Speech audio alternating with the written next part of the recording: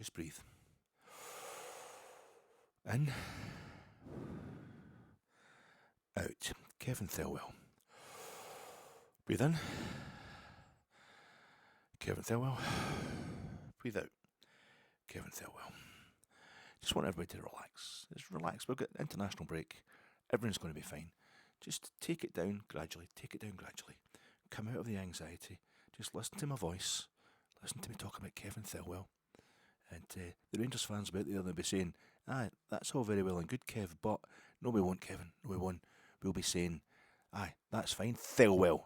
That's all very well and good, Thelwell, but no. Breathe in, breathe in, breathe in. And breathe back out. Kev Thelwell, a sporting director.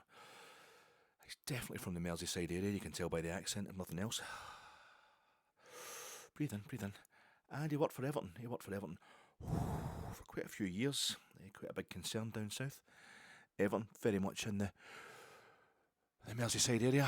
I've tried to add up the figures as well. It doesn't seem that we've spent 20 million. Breathe in. Let it out. International break, come on. We're not back until a week on Saturday, folks, we're fine. But Kev Thelwell, the one thing about him is he knows Liverpool. He knows the Merseyside area. He knows football. Just as part of his actual job, the job he was in before he came to Rangers, directly before he came to Rangers just a few months ago.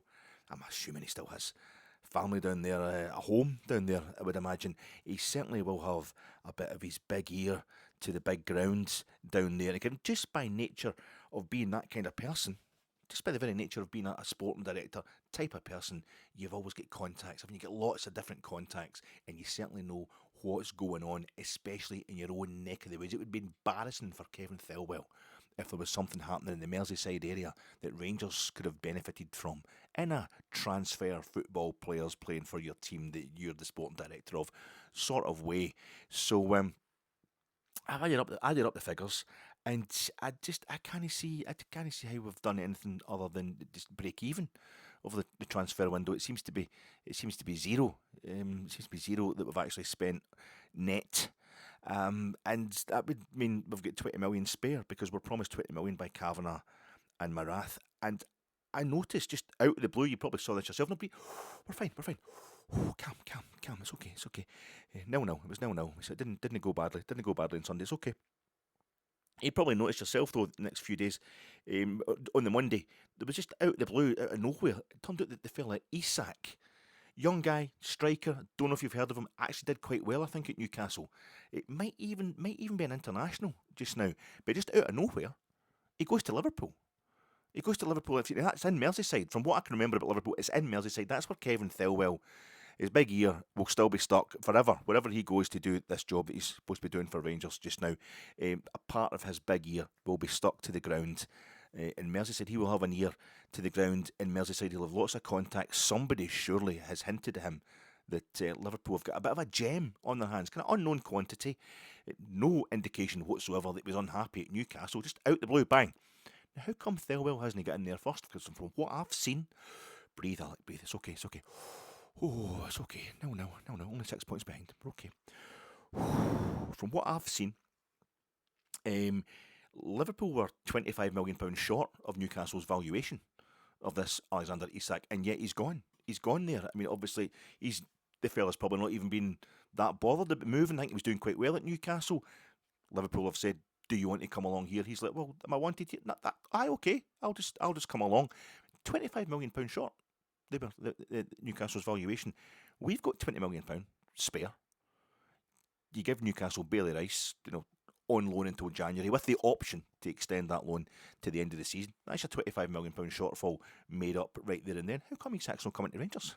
How come you've missed that? That's an open goal you've missed, Thelwell. The Rangers fans will be giving it, oh, Kevin, what did you do? Oh, Kev, why did you know? Thelwell, you will be known by your second name. And when we know you by your first name, that's when you know you're in real trouble. Right, Kev, call me Kev, see you later, Kev. When that kind of stuff starts, you know you need to get out of here.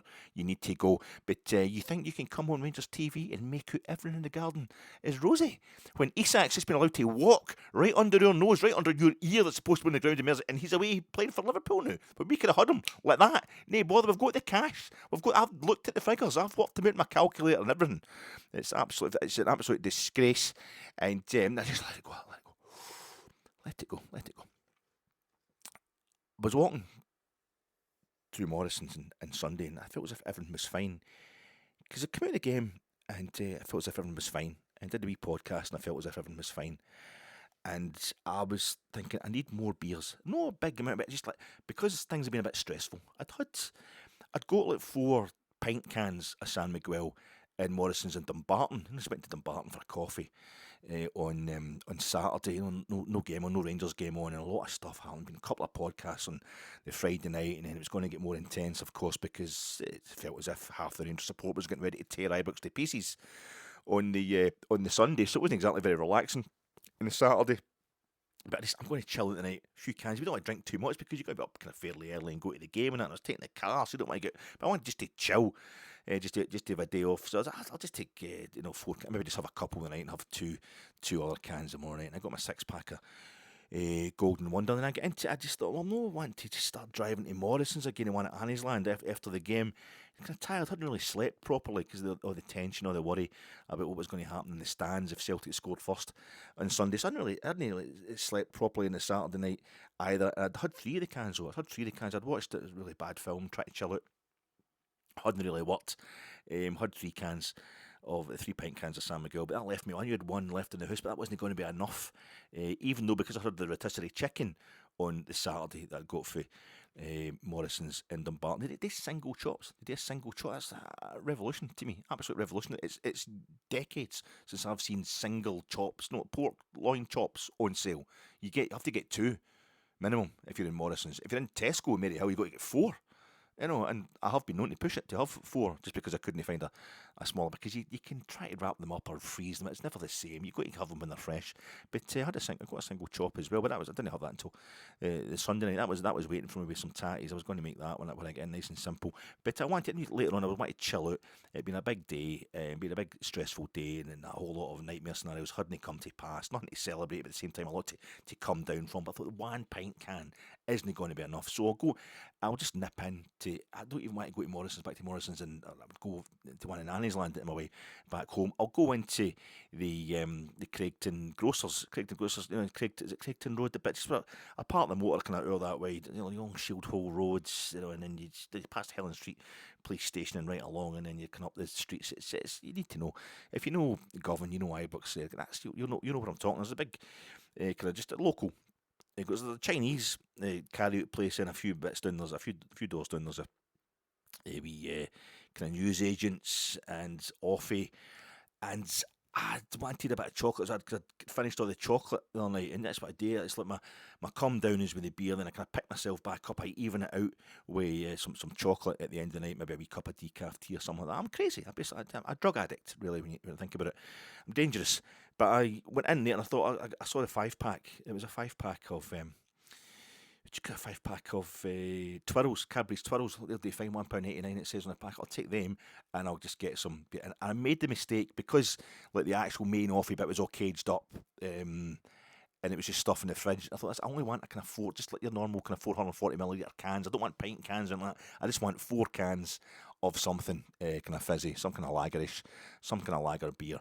And 2 fellas that own the place, they were like, how nice. I was like, what kind of beers have you got in the fridge there, gents? Any chance I could just, and it was like Stella, which is the Wreck the House juice. It's less than 5%. I wanted something that was 5%, and there was nothing there. There was cans. It was cider. I don't want cider, and there was, and so I've made the statement, can I have beer off you? And they're thinking, well, we're going to get another, £6-7 out this guy. And I was like, I had to then go, nah, there's nothing there that I like. Sorry, I'll just have the 5 Twirls. And I'm giving them money, but it seemed it wasn't. And I got the 6-pack of the Golden Wonder cheese. Now, they were still in the house because I'd untouched, because the rotisserie chicken that I'd had on Saturday night, that kept me full enough to enjoy the cans.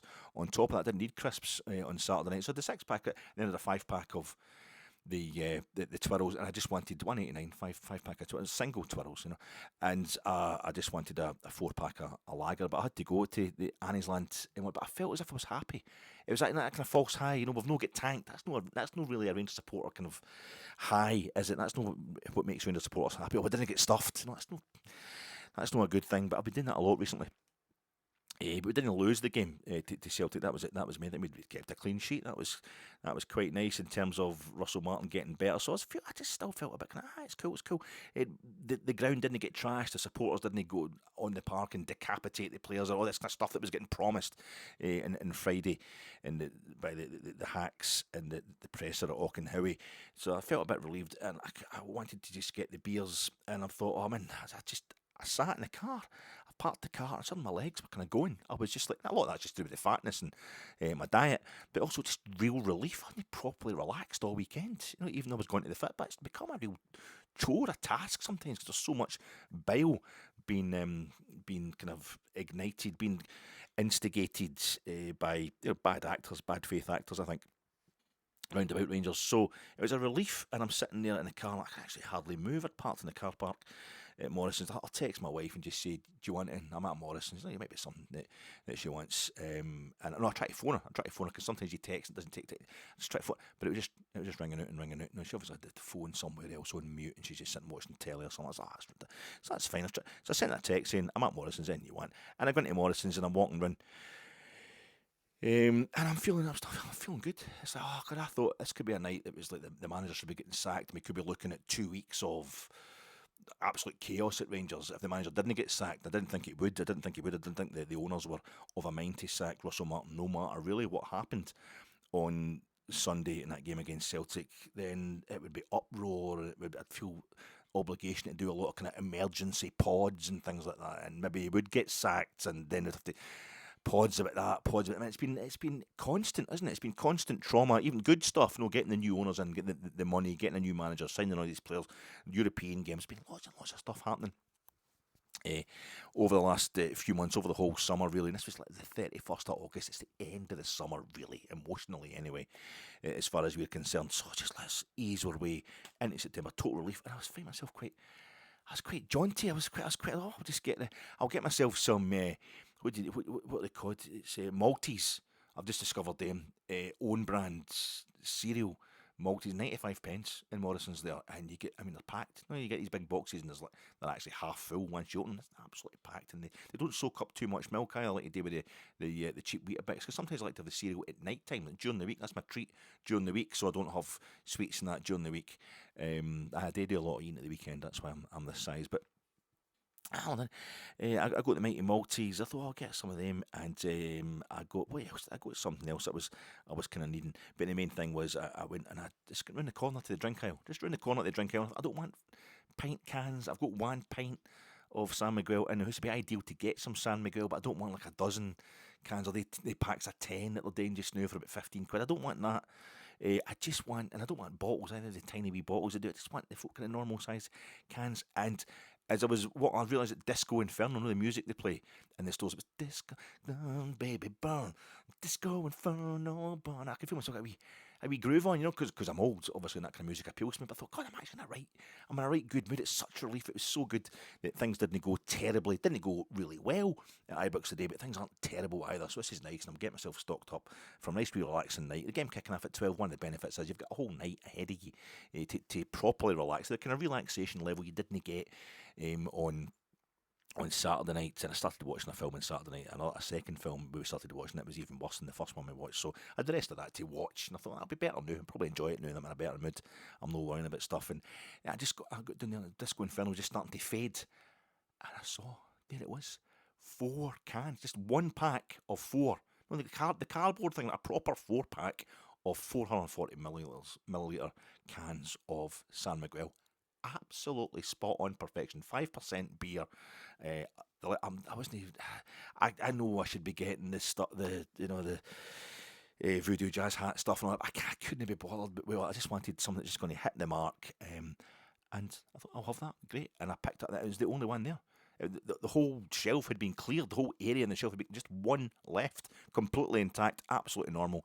and I picked it up just as Disco Inferno faded out, and I had just in a handheld basket, which I wasn't even going to bother with at first. I thought I didn't even need a basket. I just want 4 beers. But the Mighty Maltese come in. Oh, milk. I got more milk as well. That was the thing, because I had got the Mighty Maltese. But that was for during the week. I was actually planning ahead. That's how.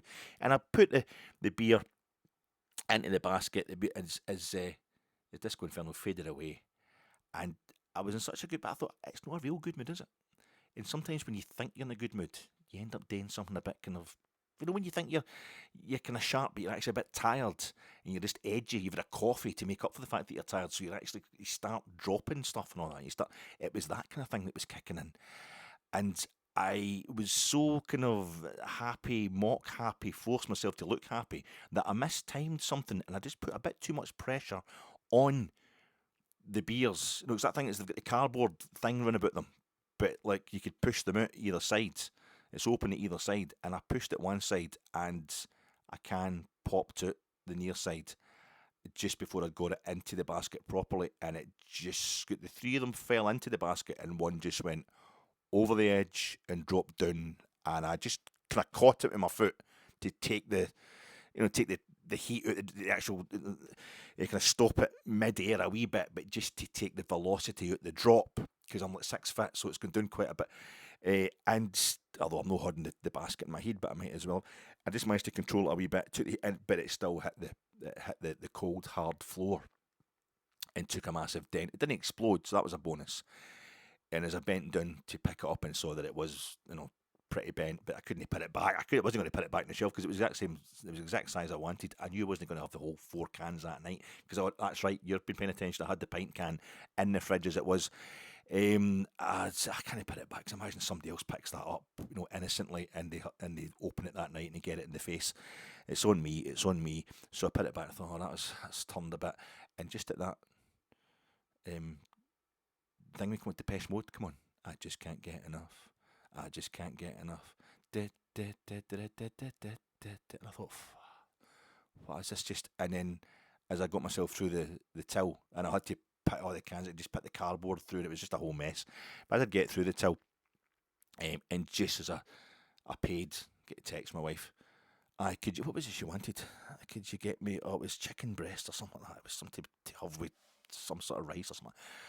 So I've got to go back through it. No, but if you've finished, if I've missed you, don't worry about it. Which means you're a selfish bastard. If you do, if you do ignore it and you don't get me, I had to go back and get that, and that was just, and I'd forgot my more card. I realised it was a pot noodle. I got myself a big king size pot noodle, which would have been £1. And that thing they advertised the pound sign, the black writing on the yellow, on the on the shelf there, but it's tiny writing is like with your more card. It was £1.39. It was without the more card, because when I left, I didn't think I was going to.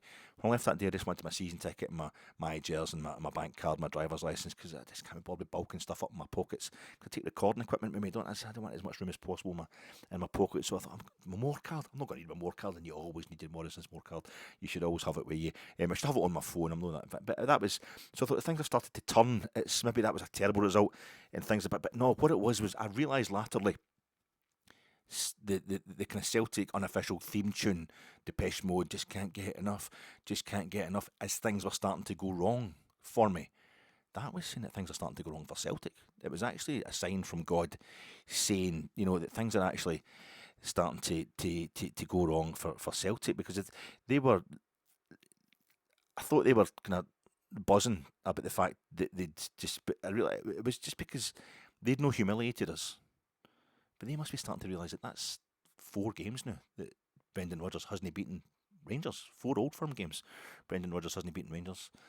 5 games over 90 minutes if you want to include the League Cup final, which they won really dodgily when you think about the penalty that we didn't get. We're not necessarily going to score that penalty. You don't know what's happening there. But Peter Lawwell only backs absolute certainties, and he's not invested in them at all, really, in the transfer market, despite the protests from the fans, the songs from the fans. And it's like, just within that one game, it suddenly turned on. It turned on them, just like my wee day of just you meant to go in there and get the cans and hear that song, and it was just to go San Miguel. It's got like a slightly greenish font around it, kind of white cans. I just felt as if it was. Literally, I felt as if you could literally have me in the dugout these days for Rangers in an Old Firm game, and we're not going to get beat. just not got me because it's been Brendan Rodgers has been up against 3 different managers across these 4 games. 5 over 90 minutes that he hasn't won against Rangers, and it's either been somebody who is just in the door or is just about to get kicked out the door, or in the case of Barry Ferguson, both. You know what I mean? Philip Clement was on his way out when he beat him 3-0 in January when Rangers beat Celtic 3-0 at Ibrox. Barry Ferguson was just in, but also he knew he was going to be leaving shortly as well when they drew 1-each at Ibrox, and before that beat Celtic 3-2 at Parkhead. And there's Russell Martin is just over the door, and Rangers have been completely turned inside out. The amount of signings and the new owners and the new infrastructure to the club. And yet Brendan Rodgers cannot seem to beat Rangers in these games at all. And that's always that was quite... how you doing, folks? This is your Fat Egg semi-immediate post the transfer window slammed shut. You've got to say it's slam shut, haven't you? You've got to say it's slam shut. That's what folks say. They always say it's slam shut. The transfer window has slam shut. It's slam shut unless you're Real Madrid signing Ronaldo Nazario da Lima from Inter, in which case it just kind of creaks shut and it bounces back open again just so you can get it over the line past the actual cut-off time. But that's alright. It's Real Madrid, so that's... I mean, it's a quarter of a century ago, really, and I'm still going on about it, but it just shows you that UEFA... I don't want you... It's Real Madrid here, UEFA. No, we win the Champions League all the time, and we decide how the competitions are going to be arranged and all that. And it's Real Madrid here. It's Real Madrid, and it's Inter we're dealing with. They want the money. You know, Inter, they're always in the final as well. They're always getting to the latter end of your competition. So we'll just... it was in the... We'll just say it was in the spam folder. Just get stuck in the spam folder, didn't it? It's a bit dodgy. So you're fine. Just take all the time you want. When was it cut off? Midnight? I could make it 1:05 in the morning for you guys. Not a problem. Nobody's going to care. That spam folder though, just got to guarantee you're going to get rid of that computer. I think Dundee are looking for one, so we'll send it to them. The transfer window.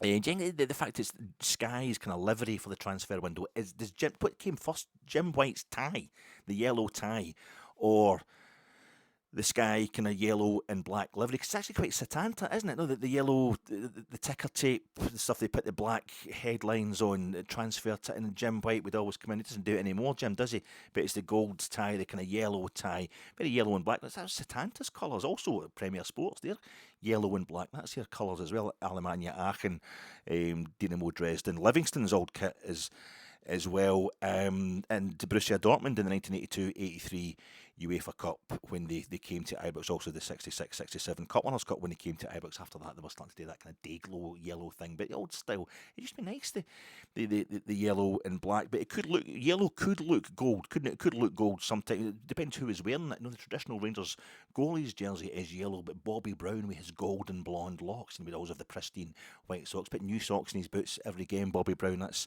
was the story about Bobby Brown. And it's Bobby Brown is the last amateur to play for Scotland. Rangers goalkeeper is played. He was a part-time player at Rangers, you know, and it's quite funny that obviously Jim White, maybe he started the gold and the gold and the black livery for the close of the transfer window specials that they have just now. But I think Jim, you know, being a Blue Nose, it probably was because his dream transfer is that Jack Butland comes and has to sit next to Simon Jordan, it would be these days on TalkSport, but he comes and does Jim's job, and Jim's swap deal goes in nets for it. I think it's a sign that Jim White really wanted to be a Rangers goalkeeper, that he just wore a tie that was the traditional colour of the Rangers goalkeeper's jersey. But it's also quite insulting when you think about the fact that Bobby Brown didn't really play for the money, and the golden tie has come to represent the kind of mammon, Sodom and Gomorrah, and absolute mammon that is turned the transfer window into just its own entertainment, this Americanisation of sport over here. It's pushing towards franchises, isn't it? We don't want to see Manchester United or anything like that getting relegated. We don't want to see them not in the Champions League group stages, never mind not playing in Europe at all. So they'll soon be finding it. That was a whole Super League thing. It's going to happen. So the Champions League is trying it, but there will be a franchising system that you get from the States where nobody has to get relegated, and if it's not working out, well, you just move to another city, and they're doing the same thing. What's that thing they do with I can never get the name of it. The thing they do with the trading thing, where the players that are going for the college team, the draft. They have the live draft for the NFL and for the BABL, the MLS, or I don't know if they do it for the MLS, but they definitely do it for the basketball, and they probably do it for the ice hockey as well, the NHL, but they definitely do it for the football. Just one big, it's having a big location, a big venue, and it's the transfers. He's allowed to go to that team, but he can't go to that one because it needs to be evened out. We need to take all competition out of it, despite this being the land of dog eat dog. And I find it really weird that this is what they're trying to do with the transfer window, and it's quite insulting because, of course, they're using the golden colour, the tie. It was Bobby Brown's top, and Spurs signed Jimmy Greaves. When they brought Jimmy Greaves back to London after his time at Milan, Spurs paid £99,999 for him because they didn't want to be seen as being tacky enough. It was insult. It would be an insult, it would be an embarrassment to Tottenham, to any British club back in that, was it 1960? I think they come back. They didn't want to become the first British club to pay £100,000. They did not want the shame of being a football club from Britain that had paid a six-figure sum for a footballer, because so many of the supporters are paying a shilling, one pence, a halfpenny for a ticket in the terrace and whatever it was. People were poor. It wasn't that long after the war. The war was just it felt like the day before. The Second World War was basically out of rationing, and it was an absolute shame. Whereas these days, struggling football supporting families are pretending to hate the poor and the oppressed, while they worship the worshippers of greed, who pretend to give a flying shifaha about poor people. And I preview pods and chill out pods, really. No, calm down and relax after the the kind of excitement, all different kinds of excitement of the month of August 2025 for Rangers supporters. Pod coming to you in association with GERSnet. Check out GERSnet on, what was it, Sunday night? Sunday night's pod. It'll still be up there on the GERSnet YouTube channel. It was John hosting Rob and Stuart discussing the Old Firm game and a whole lot of other stuff. Great pod. I would get yourself onto that and watch that. I'm sponsored by that, and I'm also sponsored by feature films, or films featuring men with rats in their mouth. Men with rats in their mouth. Saturday night, it was both the rat and the man were dead, but the rat was in his mouth.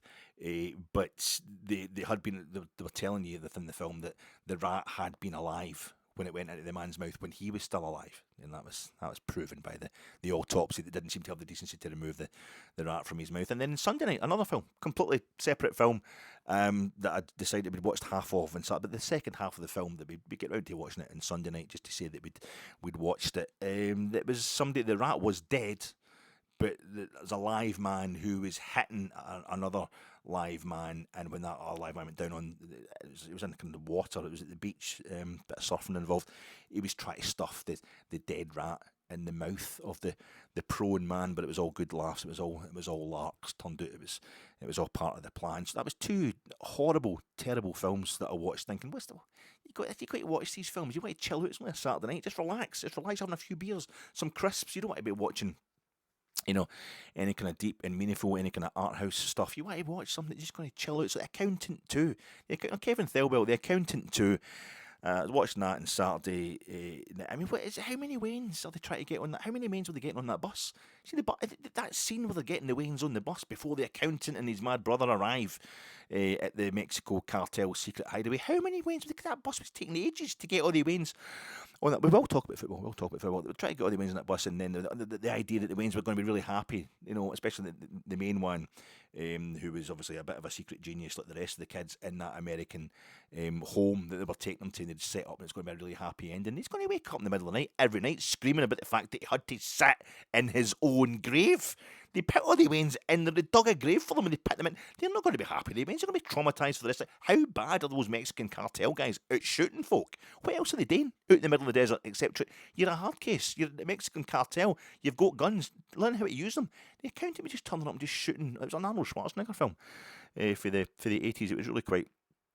It was quite bad. And then it was at the Surfer. It was on Saturday. This is me trying to relax. This is me trying to bring yourself down for the Fitbit, and you're watching films that are featuring men with rodents stuffed in their mouth. It's no nice. It's no good. The quality. See Casino, where they're like squeezing the guy's head together with a vice and then cutting his throat and his eyes are popping out his head and stuff. That's just like, it's real. That happened. And the film was of a quality to justify you having to watch that kind of stuff. It's part of the horrors, real life horrors that film they're portraying very accurately, very realistically. It's taking you to the but that was just, it's all silly stuff. But at the same time, folk are getting rats stuck in it. It's absolutely. I really was enjoying it. Anyway, my name's Alec Anderson.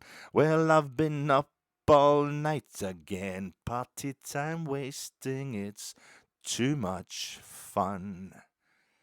So I sit back thinking of life's inner meaning in my latest fling. It's the same old story, all love and glory, it's a pantomime. If you're looking for love in a looking glass world, it's pretty hard to find. Oh, mother of pearl, I wouldn't trade you for another girl. Divine intervention, always my intention, so I take my time. I've been looking for something I've always wanted but was never mine. But now I've seen that something just out of reach, glowing very holy grail. Oh, mother of pearl, lustrous lady of a sacred world. Thus even Zarathustra, another time loser, could believe in you. With every goddess a letdown, every idol a bring down, it gets you down. But the search for perfection, your own predilection, goes on and on and on and on. Canadian club love, a place in the country, everyone's ideal. But you are my favorita, and a place in your heart, dear, makes me feel more real. Oh, mother of pearl, I wouldn't change you for the whole world. Mother of Pearl from the album Stranded, 1973, September 1973, 52 years ago. Very exactly 52 years ago. It was the 3rd of September. That day I'll always remember. Give him a break, Alec. Give him a break. We're trying to relax them here. But aye, that was 1973. They recorded Stranded. It's got that cover that's jungle. It's a Playboy model Marilyn Cole, and she's lying on her back, and it's all very sexual. She's lying on her back, and she's got a red dress, and she talks about this, how she went to this really kind of seedy photo session. They put her on stuff in a studio. It's like kind of log she's sitting on. It's supposed to be in a jungle, but her hair's all kind of golden, and it's the kind of brown log that it's on, and they've basically sprayed her with water on that, so her dress is all kind of clingy and tight. And it's not very subtle. It's Roxy music, and it looks kind of autumnal, rusty red. It's gone, and there's all these kind of leaves about, and it's very season of mists and mellow fruitfulness, season of change, and what things are changing. Very autumnal. Here we are in September, and instantly it's not just psychological change. It's not just changing over the page in the calendar. Since Sunday was August. Monday, Tuesday, today, Wednesday, it's the 3rd of September. It's like meteorological change. I can actually feel it. It's not just psychological. I can feel it's cold. It's the amount of times I've been in this room making these podcasts complaining about how warm it is. I'm sweating. It's so difficult. And that's really played into the general mood round about the club just now, where everyone's a sweat, everyone's hard, everyone's difficult, everyone's not as enjoyable as it should be, but you hope we're getting there. It's the grind. And just that wee draw, it's just, there's different worries are coming in, different worries. A time of change, and I'm just thinking it's the first album, Stranded, that Roxy Music brought out after Brian Eno had left, and Brian Eno later said, Mother of Pearl is just one of my favourite songs, and Brian Eno said that was his personal favourite album, and that's a bit of class there, or is it a bit wanky? Well, actually, I like it. It doesn't bother me. They've made a great album when I'm not there, because I'm just so above that kind of pettiness. I don't know really, but that's 33 minutes. I'm even started talking about the football. Sorry, just need to get it. It's going to be a long pod. It's going to keep you going for 2 weeks. There's not going to be another one for a week on Friday anyway. So make the best of it. But aye, Hearts Hearts, the maroon kit, that would fit, be quite autumnal, isn't it? It's quite an autumnal kit Hearts have got. And I feel as if it's a very 1980s vibe. I bought my first Roxy Music single in 1979. It's the first single I ever bought or asked my mum to get me, whatever it was. I was only 10 years old at the time. Dance Away in the Heart. That's the kind of music that Roxy Music get into, which Brian Eno would be disgusted with, and a few members of Roxy Music were kind of disgusted with. We went to tame, very kind of polished music and that, but I was only a kid at the time, and I loved it. And I also, at that point in time, Hearts were a non-entity, but it's just they back up to bit, well, not as a club, obviously, historically they were massive, but in Scottish terms, but the 1980s, the late 80s, when I was getting into older Roxy Music, and I learned about them and that, I'm getting like kind of 14, 15 years old, you're getting properly into music, Hearts just suddenly sneaked up, and they were come out of nowhere, and that's my next challenge. And they're top of the league. They're just behind Celtic on goal difference. Rangers, we are top six. We are top six was what we were singing for about an hour after the final whistle. Before Dundee United beat Dundee, and that nudged us back down in the bottom six. So we've kept our first clean sheet of the season, and it is against the champions, the so-called favourites for the title. Fucking boo! Boo! Fucking boo! That was the thing. This guy outside the main stand, I didn't realise how bad it was. Maybe you just hear what you want to hear. I knew people were booing at the final whistle. It was more that kind of just instinctive, I'm no happy, no beating. But it was a kind of throwaway thing. We'd been prepared for total carnage if Celtic had scored in that game. So there was no at the weekend. There was no total carnage, and I came out the ground thinking, that was fine.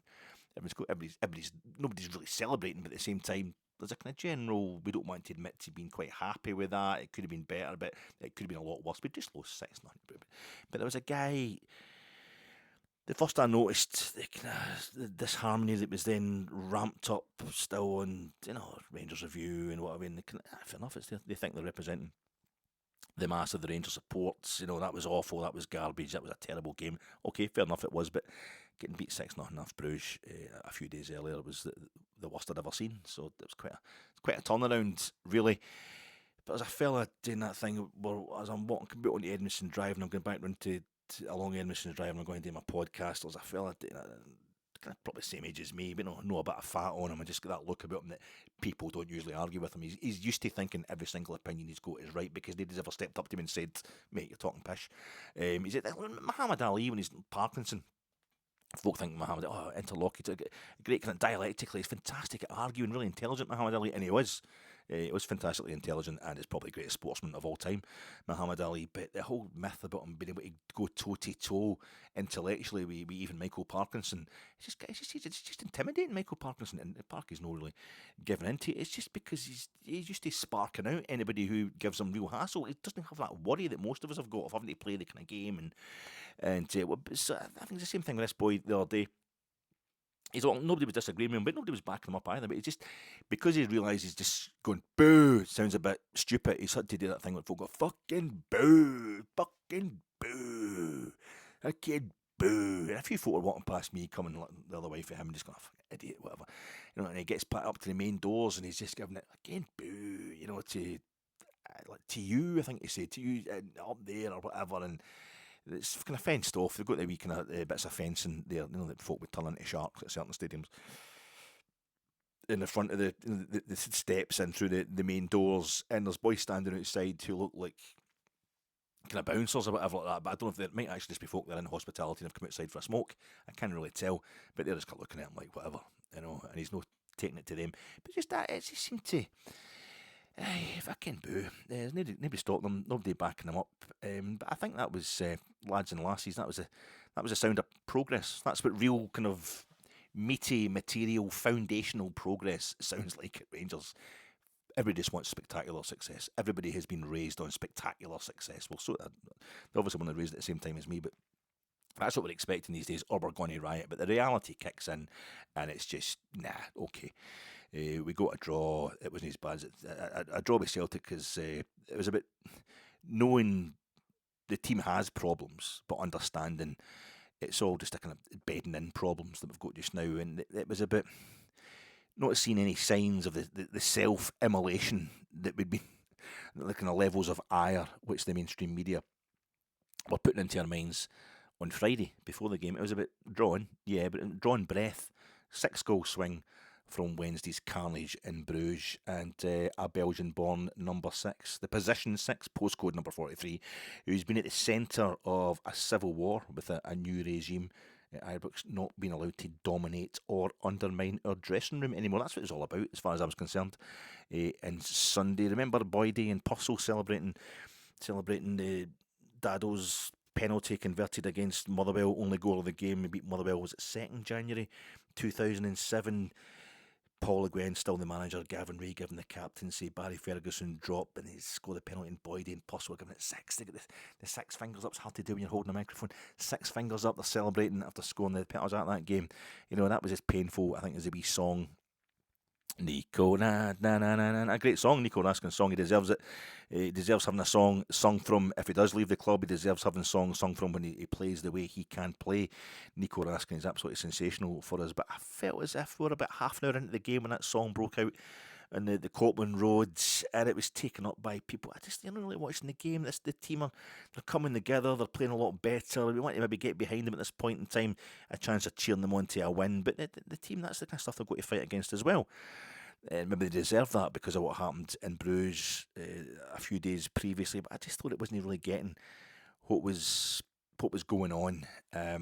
Nico Raskin is becoming that kind of. He's not leaving. He hasn't left at all. Celtic, are back in the goal difference at the top of the league. We briefly got into the top 6. It was almost like the Glasgow 2, the old firm, the big Glasgow 2 were circling the wagons to try and combat this problem for the East. Problem for Tony Bloom. He knows what he's doing.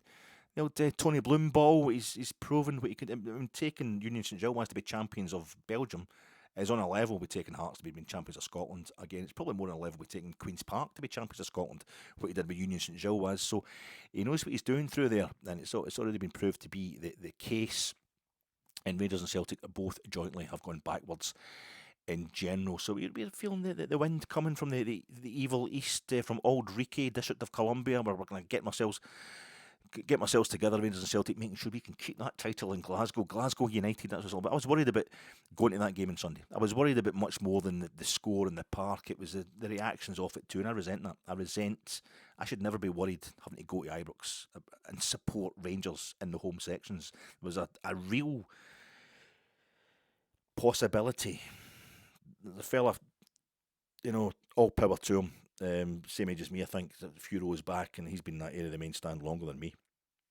And there's a wee crowd of these guys, total just loyal to Rangers, solid, proper main stand, proper front of the main stand guys. And when they were singing the Nico Raskin song, I remember when they had the walkout. Was it St Johnstone we played? Ross County, St Johnstone, Ross County, in January time. We had the walkout, the Union Bears walking out, and a few folk in the main stand joined in, no many. And he was just shouting, "Don't come back! It's fine, don't come back." And the other day, when they sang the Nico Raskin song, he's like, "Maybe you want to sing a song for players who want to play for the team." And I said, "Aye, on you go. Good on you. You're a braver man than me. I don't do that kind of thing. I want everybody to be pals. But I resent having to worry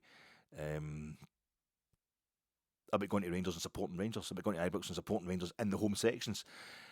It wasn't just the kind of mainstream media starting this escalation to DEFCON 1 on Friday. And Rangers Review is the mainstream media. They weren't doing that, but it was people starting to. I don't know if it's this. I'm going to go into football properly, folks, but I don't. It's a societal thing, I don't. Maybe that's too easy to say. Rangers fans have always been moaning. We've always been demanding. We should be the amount of money we've got compared to all other clubs except one, and sometimes we've got much more money than them as well. And we may be getting back to that point right now. People are, I don't know, just behaving. Some folk at the games I've noticed are behaving as if they're online. That kind of entitlement, that kind of, I'm in my own room, I'm in my bedroom, I'm doom scrolling, and nobody's here to tell me to shut up. To tell me to get real. It's a kind of, if it's not a bit. There's a boy I know, and he was telling me that he's going to this march on the 13th, be at the Hearts game because he's going to the freedom of speech. I'm like, freedom of speech, man? And it's the freedom to be able to say online that you want people in a mosque to be burnt alive. You want their kids to be burnt alive because to protect our kids, you want to kill other kids. I'm not running about doing the Palestine thing or anything like that. I'm not defending it. And half the folk who are getting in your face about the kids that are dying in Palestine were 10, 20 years ago were quite happy to back the IRA and didn't turn a blind eye to the kids that they were killing with their various atrocities. But it's just neither am I going completely the other way with that stuff. It was just, this isn't. It's a freedom. They want a freedom for hate speech. They want a freedom to be able to say what. I turn on the television every night and it's nothing but bloody Reform, Farage, Tice, or you've got Kimmy Badenoch, Robert Jenrick, ex Prime Minister. Boris Johnson, Rishi Sunak was into it as well for a while. Just all they're talking about is the invasion of, even though half of them are responsible for it, the invasion of immigrants and the idea that we're not allowed to talk about it is just, I wish we could stop talking about it. But people are getting this, I think they're getting to a point where it's no just about, it's no protest, it's no moaning about what you're not getting, it's about moaning about not getting absolutely everything you want. It's a kind of mass narcissism, a mass spoilt wanness. It's always dressed in the language of, we're here to talk about stuff you're not allowed to talk about, and it just seems to be like a spoilt Wayne stuff. I want to be allowed to be as horrible as possible to absolutely everybody, and I feel that I'm clever because, do you know that there's actually racists in Ukraine as well? No shit, Sherlock. Do you know vaccines? The vaccines. Some folk actually, had side effects for the COVID vaccines. The side effect of not having the COVID vaccine would be like 20, 30 million folk dying. But no, that's fine. It's one of the things. It's called a med. You seem to be living in this land of ultra realism, where you're pure hard, but you can't handle the basic kind of hard facts of life. That the doctors don't know everything. No, but they know a fucking damn sight more than you. I mean, Democrats in America and some Labour MPs and that kind of thing, they take bribes and do dodgy stuff as well. Is that right? Okay, well, the fact that Donald Trump's actually every day, it feels horrendous if he doesn't. He actually actively tries to be as horrible and openly racist as possible on a daily basis to the most powerful man in the world. How can you feel subjugated? How can you feel that you're oppressed? How can you feel... Anyway, so I want to be able to say what I want to say, do what I want to do, and the fact that Russell Martin is vegan. I was talking about this on Friday. It's just... was Hitler not a vegetarian? You know what I mean? Somebody's got in touch with me the other day saying, and it's very rarely I get these kind of things, I have to be honest, most folk are much more reasonable than me. But folk are saying this thing about Russell Martin, he's shoving his beliefs down our throats because he's a Buddhist and a vegan. I mean, veganism isn't a belief. I suppose you don't want to, you don't want to, kill animals or be cruel to animals or something like that, and somehow that's wrong. But at the same time, if anybody does into a dog in this country, imagine you shot somebody's dog, right through the back of the head, straight away. It's maybe 10 years old, something that's had a good life, nothing wrong with it, but you just shoot it through the back of the head, kill it straight away. Your life would be worth living in this country, quite right as well. Dog didn't deserve it. But if you say you don't want to, battery farm chickens and meat, I love my meat. I don't see anything wrong with folk. I can understand why folk don't want to eat meat or whatever, and apparently it's a medical thing for him as well. He had problems, colitis or something like that, so he had to find out about veganism. Then he gets into it, as you do. You try to vary the menu because everybody loves eating. You want to have something nice to eat. And then the Buddhism thing, he's only spoke about it to Gary Lineker, I think, who asked him about it on that interview. I don't think he's ever mentioned it since he came to Rangers. He certainly isn't shoving it down anybody's throat, and he was embarrassed about it. He was saying, I've practiced breathing methods that I took for Buddhism and tried a bit of this. And it's the English Green Party that he was into. It wasn't, the kind of SNP loving Wallies up here. I don't know. What I don't get, but it's fed into this attitude that people hated Russell Martin before he came, and it's nothing to do with his style of football, because we should be playing possession football. It then became this whole thing of, he's a vegan, he's a Buddhist, what the fuck? The guy played championship football. He's got the total lads look, suntan, the big floppy hair, the beard and the tash thing going on. Like every kind of lad you see down the gym, that's the ideal look. His partner's like a former glamour model, former page 3 girl. Is that not a nice kind of blokey, down the boozer, whoa, you are some man type of, but everybody's scared now of anything. What is so different about me? Roberto Baggio's a Buddhist and he's fucking brilliant. I don't understand it at all, but it's definitely bleeding into things that are happening in the support. We were turning up just ready to moan, ready to really enjoy getting into the moaning. Is it any wonder that Russell Martin then is going to feel the need to kind of cover his arse and, counter this culture, no pun intended, by being overly positive? He's got a foundation to help young guys. Maybe a tax dodge as well, obviously a tax break, but he's got a foundation to help young disadvantaged boys that have been in trouble, getting playing football and that kind of thing, and it's extended it, doing it. I think it's doing in Brighton, doing his home city. But the game was not about. It was not about the old firm making their lives better on Sunday, but about ensuring their lives didn't get any worse before the international break. A line was drawn. Both teams drew a line in the sand, but it was behind them. It was like, we're not going to go any further back. Celtic had gone out the Champions League on Tuesday night. We went out in spectacular style on the Wednesday night. People were unhappy within both supports. I get back to the house and I'm watching the pre-match chat on Sky. Is Chris Boyd having a go at Russell Martin by talking about Carrot Almighty? Carrot Almighty. That's apparently according to Boydie, who put Celtic at the the Champions League. Celtic didn't register a shot on target in the first half against us on Sunday for the first time in a league match since 2017. I think it was Ross County for the start I saw. I think both teams had about 4 shots on goal. We had none on target. Celtic had 2 on target, and they both trundled into the open arms of Jack Butland, who timed to have a sandwich at a 3-course meal before he picked them up. It was a total non-event of a game, but it was actually what we the first of all, you stop your enemy. What was that game we played at Parkhead where we beat them 2-0 at the beginning of the 55 season? Celtic, the game held up until October. The first Old Firm game of the season wasn't played until October, and we beat them 2-0, the 2 Conor Golson goals. In the 55, the stadium's empty. But did Celtic not have no shots on goal in that entire game or something? It was the worst performance ever from a Celtic team, the most kind of tepid performance. So this game against Ross County was before. I don't know. You can let me know if you know. There's various stats there. But it was. I don't know. I feel as if it's about stopping your enemy first. First of all, you got to stop the enemy if they're on the rampage. You got to sort out your own problems before you can then sharpen your knife and set about dicing up. If Bruges on Wednesday was the British Expeditionary Force in France, then Russell Martin's kind of Friday presser was Dunkirk, desperately holding stuff off. And I think Sunday was the Battle of Britain. The battle, just keeping our own shores safe, keeping ourselves kind of intact. And now we can, we've got to spare 2 weeks here to prepare for, D-Day, basically, making sure we can get ourselves going, ready to go on the attack.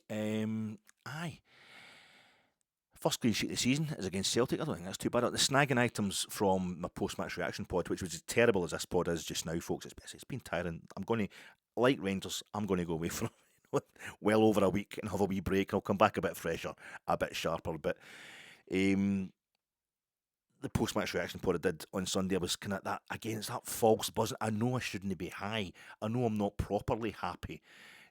But at the same time, you're so relieved because the doom-mongering before the game was so heavy, so threatening almost, that you're like, oh my God, that's great. We've done great here. Just to get a 0-0 with Celtic. And you think about if Michael Beale, his first Old Firm game and what was supposed to be his first full season as Rangers manager. He's had a good summer of signings, etc. We get beat 1-0. That was the end for him. Celtic, under Brendan Rodgers, were under pressure. They'd been booed off the park after a 0-0 draw against St Johnstone at home the previous week. Michael Beale overthinks it, and that's us. We lost the first game in that season to Kilmarnock. That was terrible, but this was the chance to get right back in there, put Celtic under pressure. Didn't happen. So people might be saying it's a similar scenario because we haven't scored against them again. But in the following season, Philip Clement, again a massive reboot of the squads, etc. We're not even playing out of Ibrox yet. We're still at Hampden. He goes to Parkhead, gets beat 3-0 in the first Old Firm game of the season. So I think this is a definite improvement, definitely an improvement that you can't see it any other way, even though it's not anything we're going to be particularly proud of. But snagging items from that podcast, because I was so overly happy and slightly buzzing, I was watching it back when I chopped it up into manageable chunks for you, if anybody still wants to digest that nonsense. And it was I did a whole thing where I tried to do a bit of mental arithmetic to work out how long it was to the close of the transfer window. And so the game's just finished about 2 o'clock, so it's 11 o'clock tomorrow night. 11 minus 2 is 7. You might not have heard it because I mumble at the best of times, as you know, but 11 minus 2 is 7. That was straight away. Then I followed it up by saying sometimes it's never too soon or too early to sack a manager. Too soon or too early. That's absolute kind of classic stuff. And I generally just ranted and raved all of it. So it was my arithmetic and my English, or just existentialism, I don't know. But I was completely all over the place because my nerves were shattered going into that game. It was really OTT, the pressure, considering where the club is right now. As my friend Andy Hillis, legend of this podcast, was saying, it's a positive step change. We're now drawing league games with better sides. Andy's just said it's a positive step change. The performance that maybe played against Celtic were very solid, if unspectacular. But I'm going to turn that into, well, we're actually drawn with better standard of opponents in the league. St Mirren, they've been good. They nearly made the top 6 last season. They've been making life tough for all the bigger clubs in Scotland under Stephen Robinson for about a year now. They were, they were a tough opponent away from home. We drew there last season and lost there last season, so that's all right. That's better than drawing with Motherwell or drawing with Dundee. And then Celtic, reigning champions, favourites for the title, they come to Ibrox. They can't score it because it's better level of draw. I think it's also a kind of a tactical change. The way we set up 4-2-3-1. That's not done that yet this season. As a character change, everybody was fighting for everybody. There was a definite kind of determination to go with a plan, which is what Russell Martin's has wanted. The players knew the plan, and they were definitely fighting for each other and maybe kind of ignoring the crowd if the crowd were getting in their back at all. A change of application, the levels of application were absolutely spot on. And Asgard's just standing on Callum McGregor to stop Callum McGregor. That's one thing we've always benefited when we can get somebody, be it Todd Cantwell at one point or Bajrami in the League Cup final. We get players who go to stand on Callum McGregor, who's the chief kind of manufacturer of pace, momentum, direction for Celtic. Well, that was done to perfection, I think, on Sunday. And Gassam, why was he deployed on the right wing? Folk are saying I think it was to keep Kieran Tierney occupied. I'd seen a week before. I was watching the Rangers game, trying to find the highlights on Sportscene, and I caught a bit of them breaking down the analysis of Celtic's game against Livingston at Parkhead, and it was all about how Tierney and I think Dyson Maida were having great fun. They were doing that thing, they were just enjoying the whole left wing to themselves, really. 1-2s, reading each other's game to perfection, two really good players, and they were creating just momentum. They were just giving Celtic a kind of base camp outside, this on the left-hand side of the 18-yard box, basically just the control they were mounting. So I think, obviously, our coaching staff have watched that and thought, we've got to stop Tierney getting forward. We've got to give him something. And Gassam's our best attacking player in that sense, and it was about cancelling out what Celtic were doing, as much as it cancelled out a lot of our creativity as well. Obviously, Ant-Man wasn't fully at it, or it was decided that Ant-Man's skill set was something that Tierney could deal with a bit better, and we'd let him get forward. But yeah, I think it was tactically, we did really well in a very pragmatic way as well, accepting how bad we've been, especially in how bad we might be feeling after Wednesday nights. But it's a step change. Celtic, Brendan Rodgers say, haven't they won any of the last 4 games against us? The last one they did, the 5th game, that was in penalties. 3 different Rangers managers who are either, just in the door, on their way out, or in Barry's case, both. I'm really chuffed with that. I think that's quite a good way of putting it. But this is us. We're always up. We're always kind of frontispieces, or everything's up in the air with us when we're playing Celtic in this run of not losing to them in 4 games. And yet Celtic are all about, as one IRA would say, they're all about continuity. This is them. A head coach who's won successive trebles, Celtic, in his first spell at the club, and then now his second spell he's won successive league titles. Imagine then if we had a bit of continuity. We've only got the training wheels on. Just now, and the champions really can't beat us. Imagine if we could do this in all our games in Scotland. Draw 0-0, Alec. No, I just mean we could get the expected level of dominance we're supposed to have against a particular opponent. And we're never supposed to, I've seen it done, but we're not supposed to beat Celtic in all 4 league games in a season, 96, 97. But we are or was it 95, 96? It was 96, 97, wasn't it? It was the actual 9-in-a-row season. We beat them all 4 games. Was it? But all 4 league games. But generally, you're not supposed to, you're not expected to do that. But to be beating them and drawing, beating them, draw with them, that's the kind of, draw 2 and beat 2 and a 4-match run of derbies. That's the expected level of dominance. To get back to, you should be beating St Mirren home and away. You should be beating Motherwell home and away. That's what we're aiming towards. Callum McGregor stood in the middle of the park doing his wee kind of keep it moving, hands out, let's keep it moving, come on. Let's keep going, and constantly trying to monopolise the referee's ear. That was it. That's what he was kind of reduced to. That's all they had.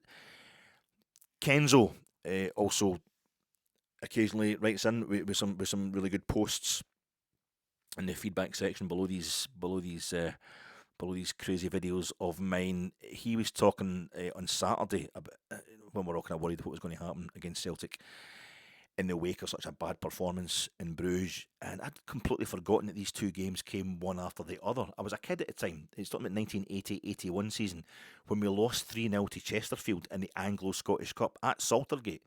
I tried to go and see Chesterfield at Saltergate at their old ground. My sister was staying down in Norfolk at the time, and I was supposed to be down there to have a couple of nights with her, and I would go and see Chesterfield again. I can't remember who they were playing on my way down, going to get an English game on the way down, and I got lost. I got totally lost, and I couldn't get. I took the wrong turn somewhere, and I wasn't going to make it in time, and I just turned up at hers in a really bad mood. So she's like, "Oh, it's definitely is you then." So Chesterfield's just always been a nightmare as far as I'm concerned. But I remember as a kid reading, was it Daily Record the next day? It'd be 1980, so I'd be like 10, 11 years old. And I don't remember listening to the game. It certainly wouldn't have been on the telly or anything. It was the Anglo-Scottish Cup, and we were embarrassed that we weren't in Europe anyway. Aberdeen had won the league in 1980. We'd lost the 1980 Scottish Cup final to Celtic after extra time. So that was it. We weren't in Europe. Who won this? I think it would be Dundee United beat Aberdeen in the League Cup final in 1979-80. Yeah, after a replay. No, it's Hampden 3-0 at Dens Park. But we weren't in Europe. We were in the Anglo-Scottish Cup.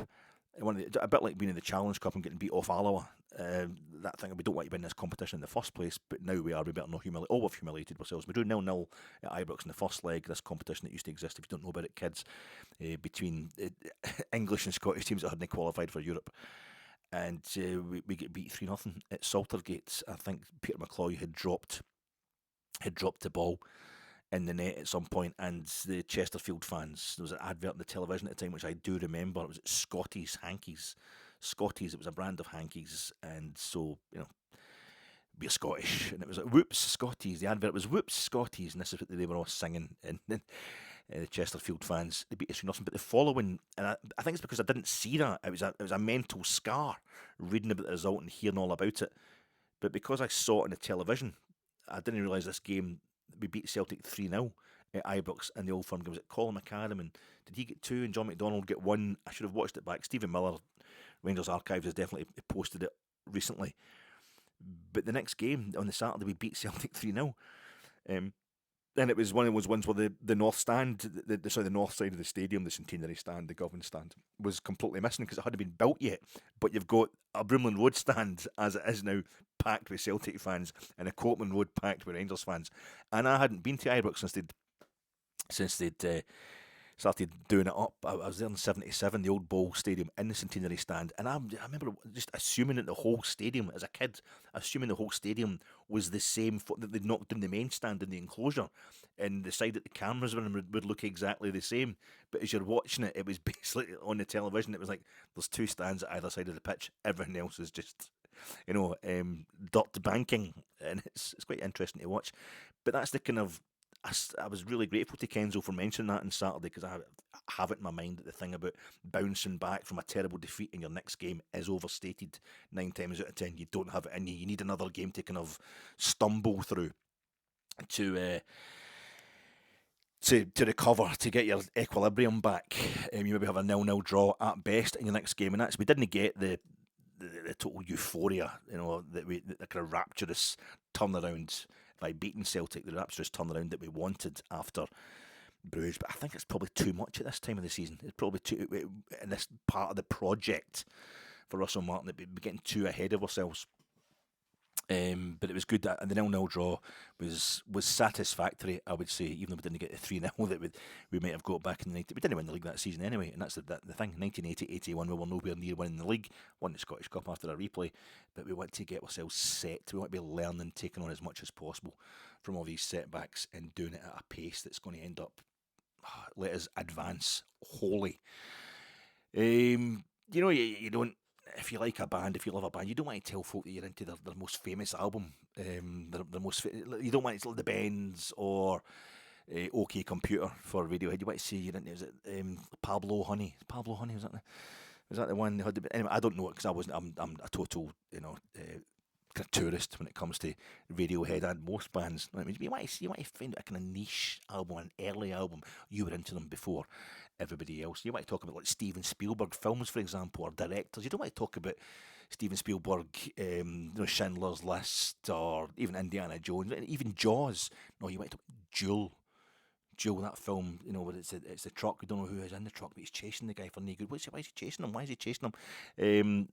You might see. I noticed then that he was a real star director in the making. No, he didn't. But it sounds like cool. And you don't want to show how much you know about Alex Ferguson by talking about that night in Barcelona, beating 26th of May 1999, beating Bayern with 2 late goals in the new camp. Oh, football, bloody hell! You might talk about Mark Robbins scoring the goal at the City Grounds at 1990, the FA Cup, because he won the FA Cup in 1990. That was his first trophy. He'd been there for like 5 years.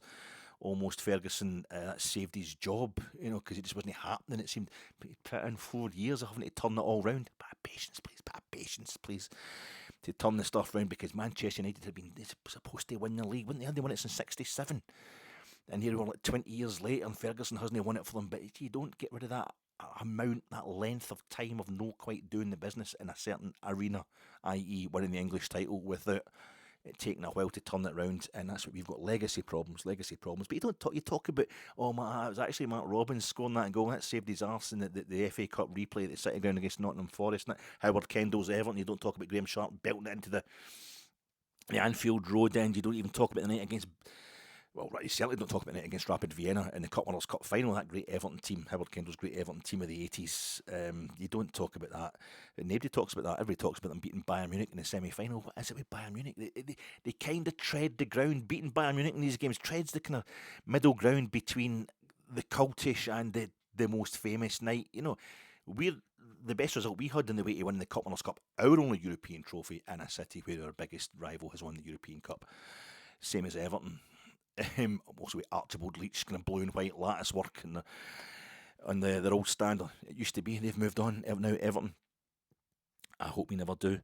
But it's Bayern Munich. Our most famous achievement, or the best footballing achievement, the best part of that run to us winning the Cup Winners' Cup in 71-72 was not beating Moscow Dynamo in the final. It was beating Bayern in the semis. A great Bayern team, best team in the world at that point in time. Same with Everton. And people forget, I think, that Aberdeen, they beat Bayern in the quarterfinals. It wasn't the semi-finals. They beat Waterschei, who no longer exist, Waterschei of Belgium, but they're half of Genk. They merged with Winterslag to become Genk, who we were playing. So many connections. Been Alec McLeish, he was manager of Genk, and there's another very recent connection with Genk. We've just signed somebody. Is one of our signings, has he been at Genk? Obviously Thomas Buffel was at Genk as well. Philip Clement won the league as manager of Genk. There's somebody else with. Anyway, I'll get back to that. But it's funny, Bayern Munich, it was a quarter final, they beat Bayern, but everybody remembers that. I mean, they beat Real Madrid in the final in Gothenburg, Aberdeen, so maybe that Bayern Munich, but Bayern Munich is usually the kind of cult memory of anything. The whole point is, Howard Kendall, it's not about them, winning the league in 87 or winning the league in 85. You remember Adrian Heath scoring against Oxford United at the Manor Ground. That was the moment it turned it round. That was a kind of just a grubby, the pressure's on you, kind of intense. You can't win really kind of situation. You can only just forego the agony being piled on. You're just staving off the sack. Probably that was the moment it turned round. The small moments it turned round, and I think maybe at Rangers, in 20 years' time, when we're saying, that wouldn't. The whole thing, it wasn't the night that we won the Champions League in Paris, beating Real Madrid 4-0. in the final that signified to me that Russell Martin was a great Rangers manager. I think it really started that day we drew 0-0. You'll not even remember that game. It was a grubby little. Nobody remembers it. There was only 2 shots on goal, and they were barely worthy of the name shots on goals. Terrible, terrible Old Firm game. But that was the day I think it turned round. They stopped the rot, and then started pushing forward from that moment on. If we'd lost that game, I don't think he could have held on to his job, Russell Martin. But this is the moment it turns round. I remember Ibrox when it wasn't full. I remember I was watching the Good Life. The Good Life was on. It's a Good Life. It gives me that kind of pristine, cosy feeling because I remember it from when I was a kid. My wife says I always make the theme tune to The Good Life sound like the theme tune to University Challenge, but I was like, I record The Good Life. It was when I was having. I'll watch this on Sunday night when I'm chilled out after the game. If we pull it off tomorrow, if it's no, and I did watch it on Sunday night. Turned it on, and it's like the start of it was terrible. Sometimes you watch old episodes of Morecambe and Wise, and it's like, no, this isn't a classic. You forget that these were having to put out programs every week, and a lot of them would be rubbish. This is the terrible start to it, but it turned out it was a really famous one. It was one where they're getting drunk, and Jerry starts flirting with Felicity Kendall, and thing with Brian. Tom starts flirting with a program means a lot to me. It means a lot to me. But I remember thinking back. I don't know what year it was. It meant to check the year.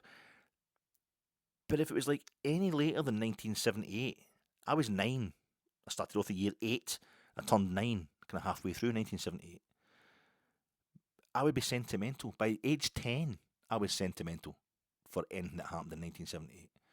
By age 11, 12, 13, 14, 15, when I was a child, just coming into my teenage years, I spent so many years like thinking like an 80-year-old retired field marshal and thinking back in the great battles he'd won or something like that. I thought that way about Rangers winning the treble in 1978. I remember watching the Scottish Cup final in 1978. I remember being at my gran's, my mum's, my nana's, as I called her, out in Salcoats when the result came in grandstand that we'd won 2-0 against Motherwell at Ibrox, and that meant we were champions, and I understood. I was like, oh yeah, that's great. I'd been at my first Rangers game by that point in time, and I remember watching the Scottish Cup final the following weekend, watching the telly, getting the scarf through it and all that. Like my auntie had shown me to do decorating the telly with Rangers stuff, and we beat Aberdeen 2-1, and I was like, yeah. But for the next 8-9 years of my life, I look back on that as if, oh my God, and anything that was on the television that was made in 1978, I'm like, I didn't realise that was it. I didn't realise back then that it was going to be years and years until we won the league again. Rangers have won 3 times domestically at Ibrox in the last 10 games. I know how Rangers fans are feeling about things right now. We've won 3 domestic games at Ibrox out of the last 10. It's flipping unbelievable. And 2 of them, the last 2 games we won at Ibrox domestically. But when Chris Boyd is saying Rangers haven't won a domestic match all season on Sky Sports, me interjecting, with, well, actually, you're forgetting about the League Cup win over Alloa, Chris, isn't really helping my case. It's really helping Chris Boyd. If that's all you've got to boast about is beating Alloa in the League Cup. I mean, Celtic couldn't score against us. Alloa scored twice against us. That's probably why, because we opened up. Different Rangers team fielded that day, a lot of changes, but it's a holistic system that Russell Martin's playing. But I remember when Ibrox wasn't full. I remember going. That's when I was going all these years when it wasn't full. And I was there in 85, 86. I was there when Hearts, and who was talking to me about this the other day? Somebody was talking about CBJ Books fan. Gets in touch and talking about Hearts and what's going to mean playing Hearts. And I'm like, yeah, I don't know how they're going to go on Hearts. They're joint top of the league just now with Celtic. And it's reminding me about 85, 86. This is going to be this is the 40th anniversary at the end of the season, and we played Hearts at Ibrox that season. Well, we were on a bit of a run, kidding ourselves on that we were going to win the league at the early part of that season under Jock Wallace, and we beat them 3-1. I think we went 1-0 down, then we beat them 3-1 in August or September. It was early on, and Ali McCoist gets sent off for punching his old teammate Sandy Clark, who'd set him up for one of the goals against Celtic for his hat trick in the League Cup final a couple of seasons earlier, but And then the second time Hearts came to Ibrox that season, they had like 10,000 fans with them, and they beat us 2-0 going on 5 or 6-0, and they were top of the league and running away with it. And then I remember being at Ibrox for Graham Souness's first appearance in front of the Rangers fans, the last home game of that season. We beat Motherwell 2-0 to qualify for Europe. Walter and Souness came out onto the park at half time to say hello.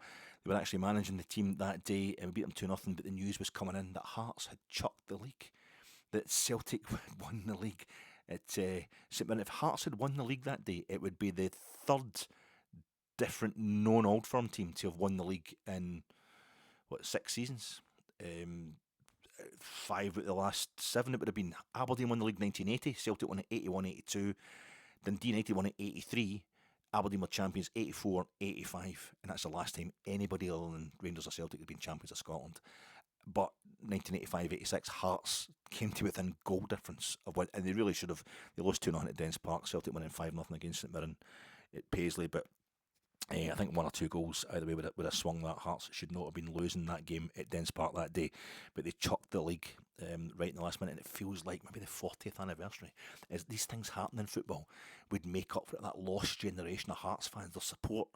They had a wee challenge in the kind of early 90s or thereabouts for a while, Hearts, but never really got going again properly like it did. That killed a lot of the Hearts support. They disappeared. They were never quite the same size again, Hearts, but if they're coming back this season, it'd be quite appropriate. And I remember going to these games where Ibrox was totally empty. We've been through all the lower leagues and everything, and Ibrox is pretty much full, or definitely more than half full for every single game. And yet, when we were in the top flights and winning League Cups and winning Scottish Cups, Ibrox was desperately empty.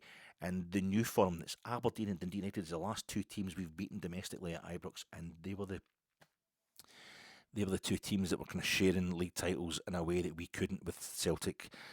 And it seems like Hearts might be on the way this season. There's something different. Rangers and Celtic seem to have gone back the way. Maybe you'll be looking back on this moment in 40 years' time going, aye, I could see that was Rangers and Celtic had gone back. We'd reverted to it. It was a 1980s Old Firm game we saw the other day, a 1980s style. This idea that, you get boring Old Firm games. Not for the last kind of 20 odd years, even before we went down into the bottom tier, before we went down into the lower leagues.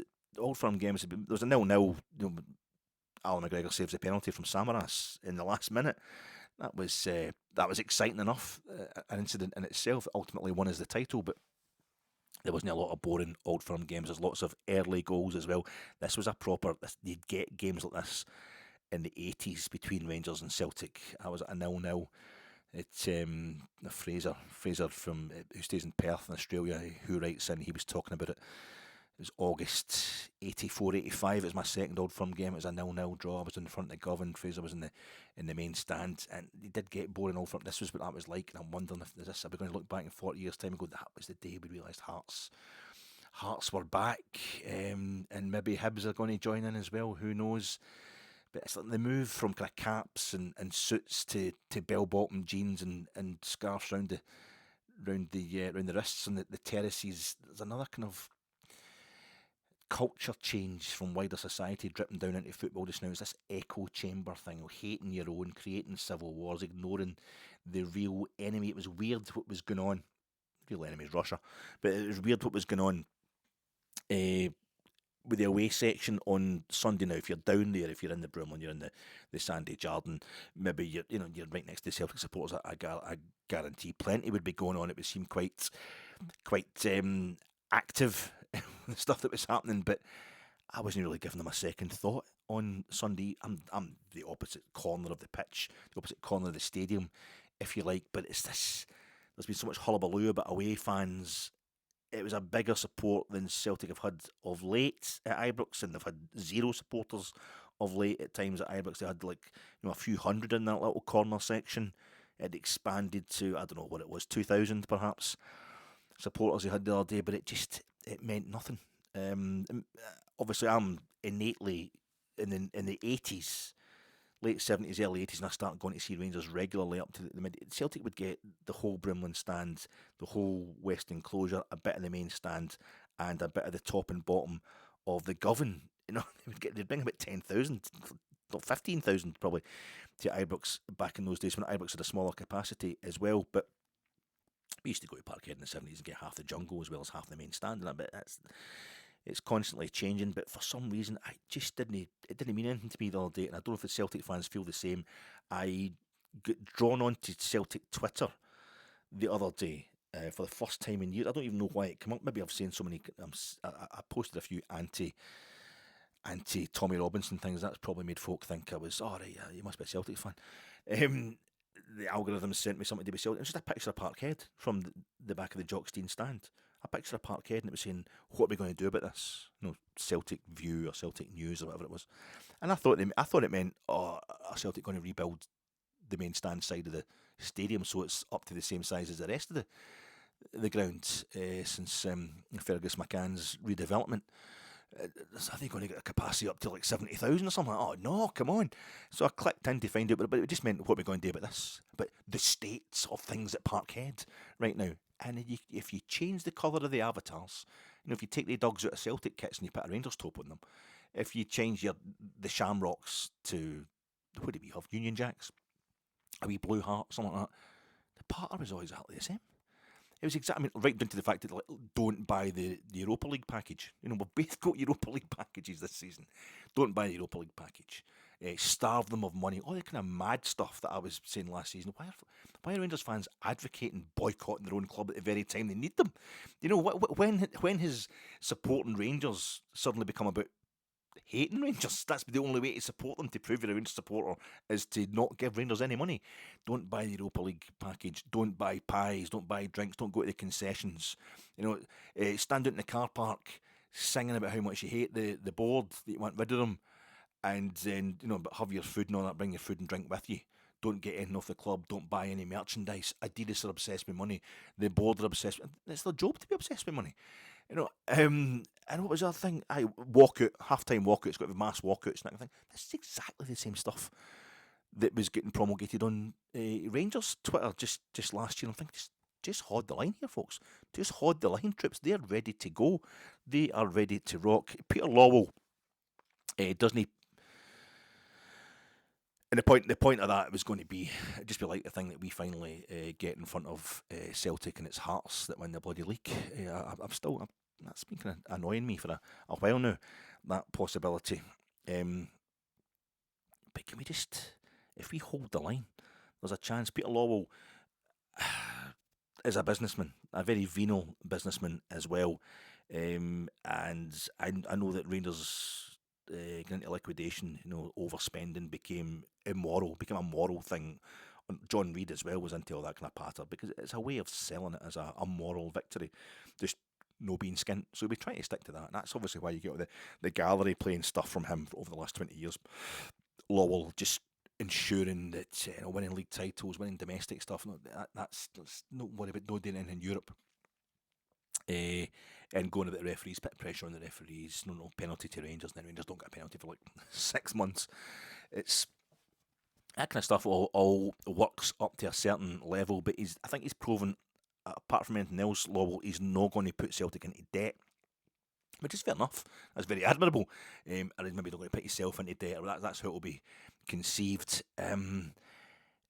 Rangers being liquidated, that's the kind of cachet of that for Celtic, that we didn't get liquidated. That's running out. I think that time has gone for a lot of their supporters just now. And I think Lawwell also does not throw away money in the sense that I don't think he thinks he can't win a foot race, a spending race with the owners that we've got just now.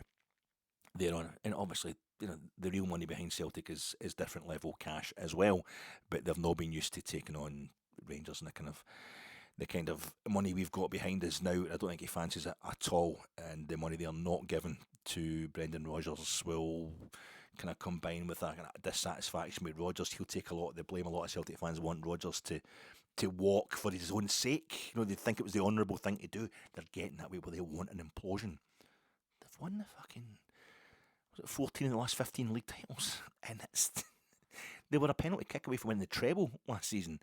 And that's it. And penalties away from getting into the Champions League group stage as well. Again, it's not that. It's let's implode. Let them do that and watch it and see how self-destructive it is.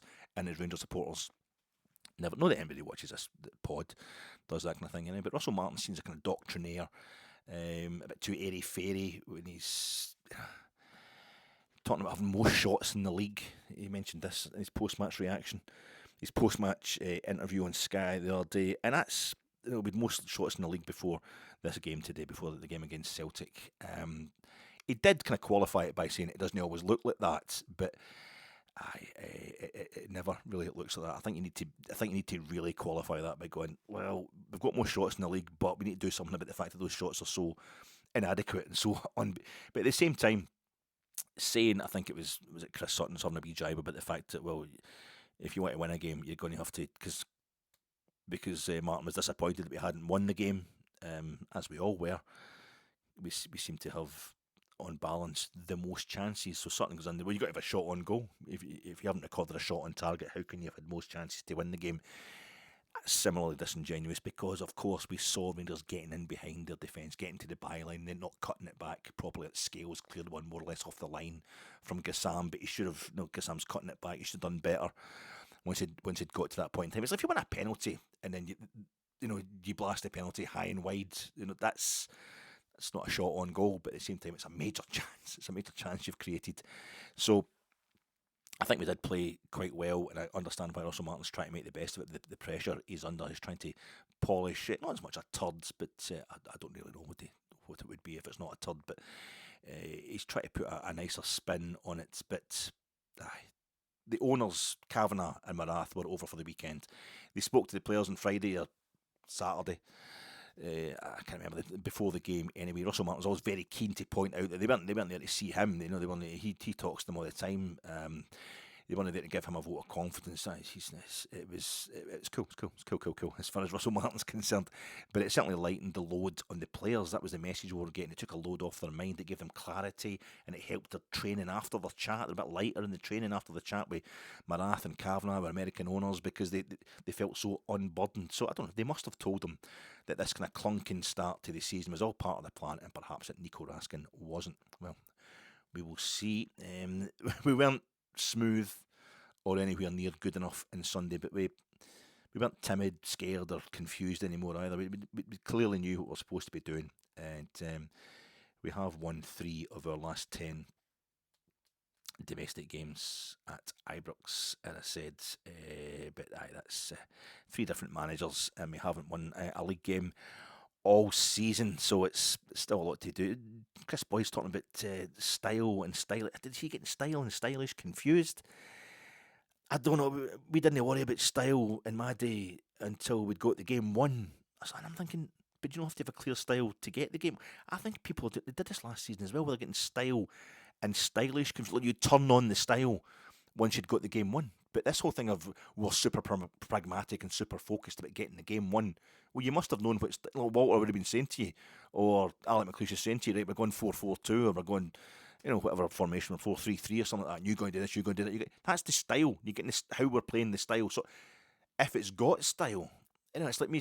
If bell-bottom jeans is a style of jeans, right? That's the style of jeans I'm wearing. But if I go out wearing bell-bottom jeans, I ain't got style. I ain't got any kind of style. Alexander McQueen could come back for the dead and make something for me, and I would still take all the style out of it, even though he's like total an icon of style. I think I get, but I wonder if I'm getting possession football and dominating possession confused. Johnny McFarlane of the Rangers Review, a much respected journalist, a very good, a very, very knowledgeable guy. He doesn't want Russell Martin's possession style. It makes it sound like the best way we can win is by not having most of the ball. And is that no kind of counter-attacking football?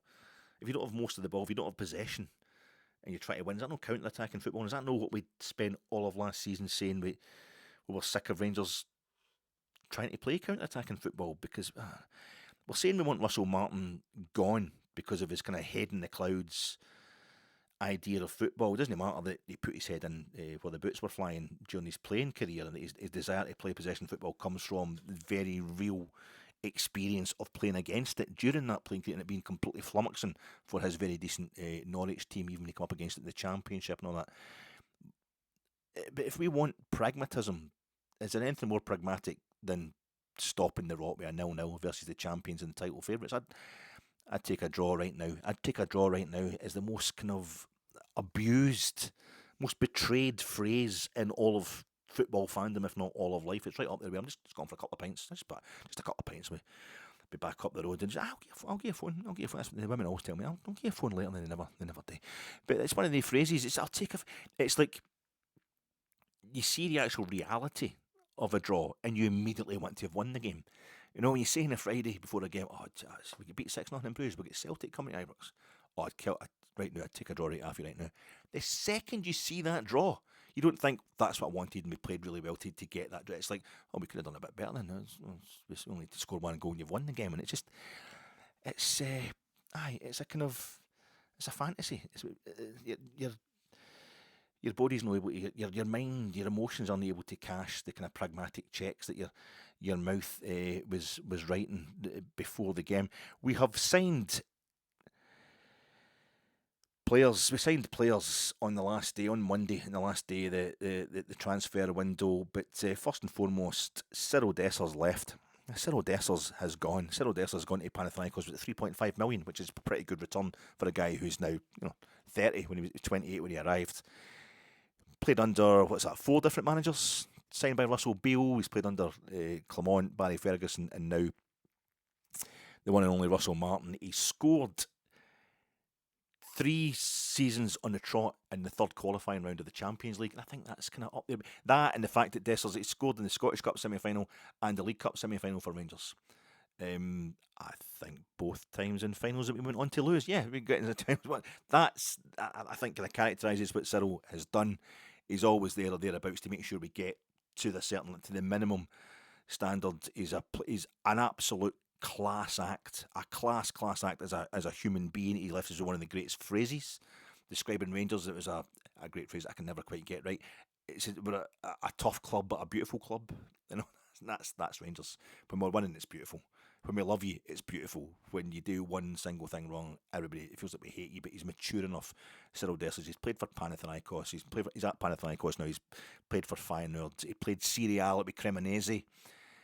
He's been at Rangers. That kind of level of club, he's never quite went, Milan or Liverpool or anything like that. It's that solid level.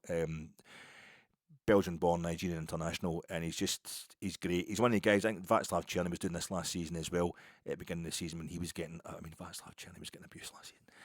He just turns around to the supporters and says, fuck off. Just turns around and tells us to shut it. What is your problem? If we start kind of booing him or something like that, what? You booing me? That's what we need sometimes. Just tilt. And Big CYRIEL knew how to handle us, and he's welcome back at Ibrox absolutely anytime. But there's more to it than that. There's just more to it than that with Big CYRIEL. 52 goals, 116 appearances. 52 goals and 100. Top scorer for Rangers the last 2 seasons. And gets slagged rotten for not scoring more. Sums up Rangers. We didn't have anybody else to score more. He went through on goals so many times, and you were just like, is CYRIEL going through on goals? Where is he? Did he just take the ball? Is he going to take a couple of steps and get a shot off? No, he's going to have to run for about 5 yards before he's close enough to get a shot. I'll just go and put the kettle on. You knew he wasn't going to score. Scored against Celtic at Ibrox, scored against Celtic at Parkhead. Once each. That gets him in there as a good Rangers striker. That qualifies him for the job. Means he's enjoyed himself as well. But the real story for me will always be Europe away from home in particular, with CYRIEL Dessers. I remember I was over in Rotterdam. Was it 2023, the summer of 2023, and we just signed him. I did the tour of the Kuip, Feyenoord's ground, and it was absolutely brilliant. The guy that was doing the tour was fantastic, because obviously it's mostly in Dutch, but he's giving it the English to me every now and then. I'm like, just carry on, mate, it's okay. I'm just quite happy to be going round about the ground. But we're doing it in the museum, and in the museum they've got this kind of archive of every player that's ever played for the club, and they've got the guy who is the living archive of Feyenoord, like a Feyenoord anorak, just genius, the fella. And he's like, hang on, and he rushed off to get him, because he's like, and he'd asked me at the beginning of the tour, who is it you support? I said, Rangers. It's where he from? I said, Scotland. He's like, Rangers or Celtic? Rangers. And he went and got this guy, and he was like, Dessers, you met Dessers, you talked to Dessers, this fella. And he's just telling us all about Dessers before and remember them saying he's a lovely guy. He's a lovely fella. Oh, he's really nice, really nice. I'm saying, what's he like on the ball on that? He's a lovely fella. He's really his goal scoring record. A gentleman. You could not meet a nicer guy. And I thought, okay, there's something going on here. But Big Cyril got the goals. He didn't get as many as we wanted him to, but he was let down in a lot of other departments, strike partners as well, and the way we played football.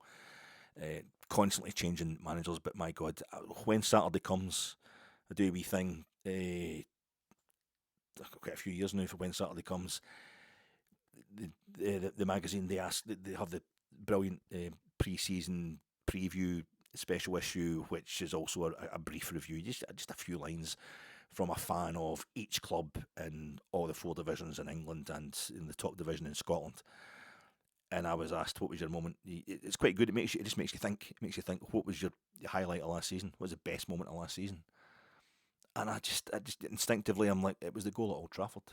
It was, fuck me, man. Talk about hope. I mean, we lost the game. We lost the game to a goal in injury time. It was absolutely gutting, but to see it, I thought we were going to win the game. They were playing better and better, and as more bodies were falling, as we were losing more players, we're bringing on kids. And I just thought we were going to beat Man United here. I can't believe this is typical. This is the way we're going to do it when we are falling to pieces. In terms of we're losing players all game, throwing the ball in the back of the net and stuff like that. We're going to. But my God, we didn't win the game. But I have very rarely. I'm usually a kind of hope for the best, but plan for the worst. I'm usually really pessimistic watching Rangers at any point. But that night, I just couldn't help believing in that goal. I mean, what a ball for Tav. But the way Cyril just takes it in one step and turns almost Bergkamp at St James's Park-esque. And the way he arrived, it was like a moment in time. It was a kind of out-of-body experience. Time stood still as I just thought, is that ball just sitting in the bottom corner of the net like it's fucking supposed to from the way it's left his foot? The man who would take too much time to think about stuff and all that, he'd always mess it up if he was going through on goal. What a take, what a turn, and just it was like along a set square, a triangle, bang, just that angle straight along it, right along the ground. I don't know if the goalie even moved, just in that bottom corner, and that was one of the ones pulled me off the ceiling. I fucking lost it. The big man, what a goal, what a goal. We thought we were going to beat Manchester United at Old Trafford. We certainly thought we were at least going to get a draw. Like we did in Olympiacos, in Piraeus, when he scores against Olympiacos. He should have had a few goals that night, probably, but what a balls-out performance it was, an absolute hellhole of an atmosphere, and Big Cyril, bang. He puts that one away, a great goal for us. Now there's another one. Obviously, God's Kadikoy against Fenerbahce. Cherny gets 2, but he needs Big Cyril combining with him, and Cyril gets the one that just creeps over the line, and then 2 goals chopped off. They were both infinitesimally offside, but what a night he had that night, the big chap. That was to go to Fenerbahce and win 3-1. Big Cyril was on fire. Not just the goals; he only got the 1 goal on the night eventually, but his all-round play that evening just did, and that's why he's getting a move. I think AEK Athens were in for him, but you're scoring against Olympiacos. You're scoring against over the other, just over the border. You're scoring against Fenerbahce. You're going to get these kind of moves. You're going to attract attention from down there. And the goal in Seville, the goal against Real Betis, is probably not from the previous season. That's the goal. Our only win against Spanish opposition on Spanish soil. We had to win. We had to beat Real Betis in the Benito Villamarin that night. We'd never won in Spain. Never won. Again, we'd won in Spain to win the Cup Winners' Cup. It was against Moscow Dynamo. We'd never beaten Spaniards in Spain in European competition, and the only way we were going to guarantee ourselves to be top of the group was to win that game. So the first time ever, no chance. That's a lot to ask when we've never won in Spain before in nearly 70 years of European competition. And when Sima scores first early on, you're like, this is fantastic. But we then took the biggest 10-minute doing I've ever seen football-wise until the moment Real Betis equalised. They absolutely pummeled us. It was frightening.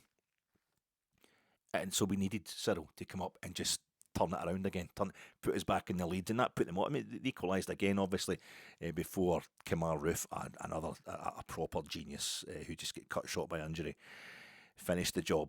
But that goal, the chop, the change, the slalom, the cutting inside, the snake hips, just sending everybody the wrong way a couple of times, and then swerving into that bottom corner. It's just like, we're fucking here tonight. We are here. We are present. We are wanting this.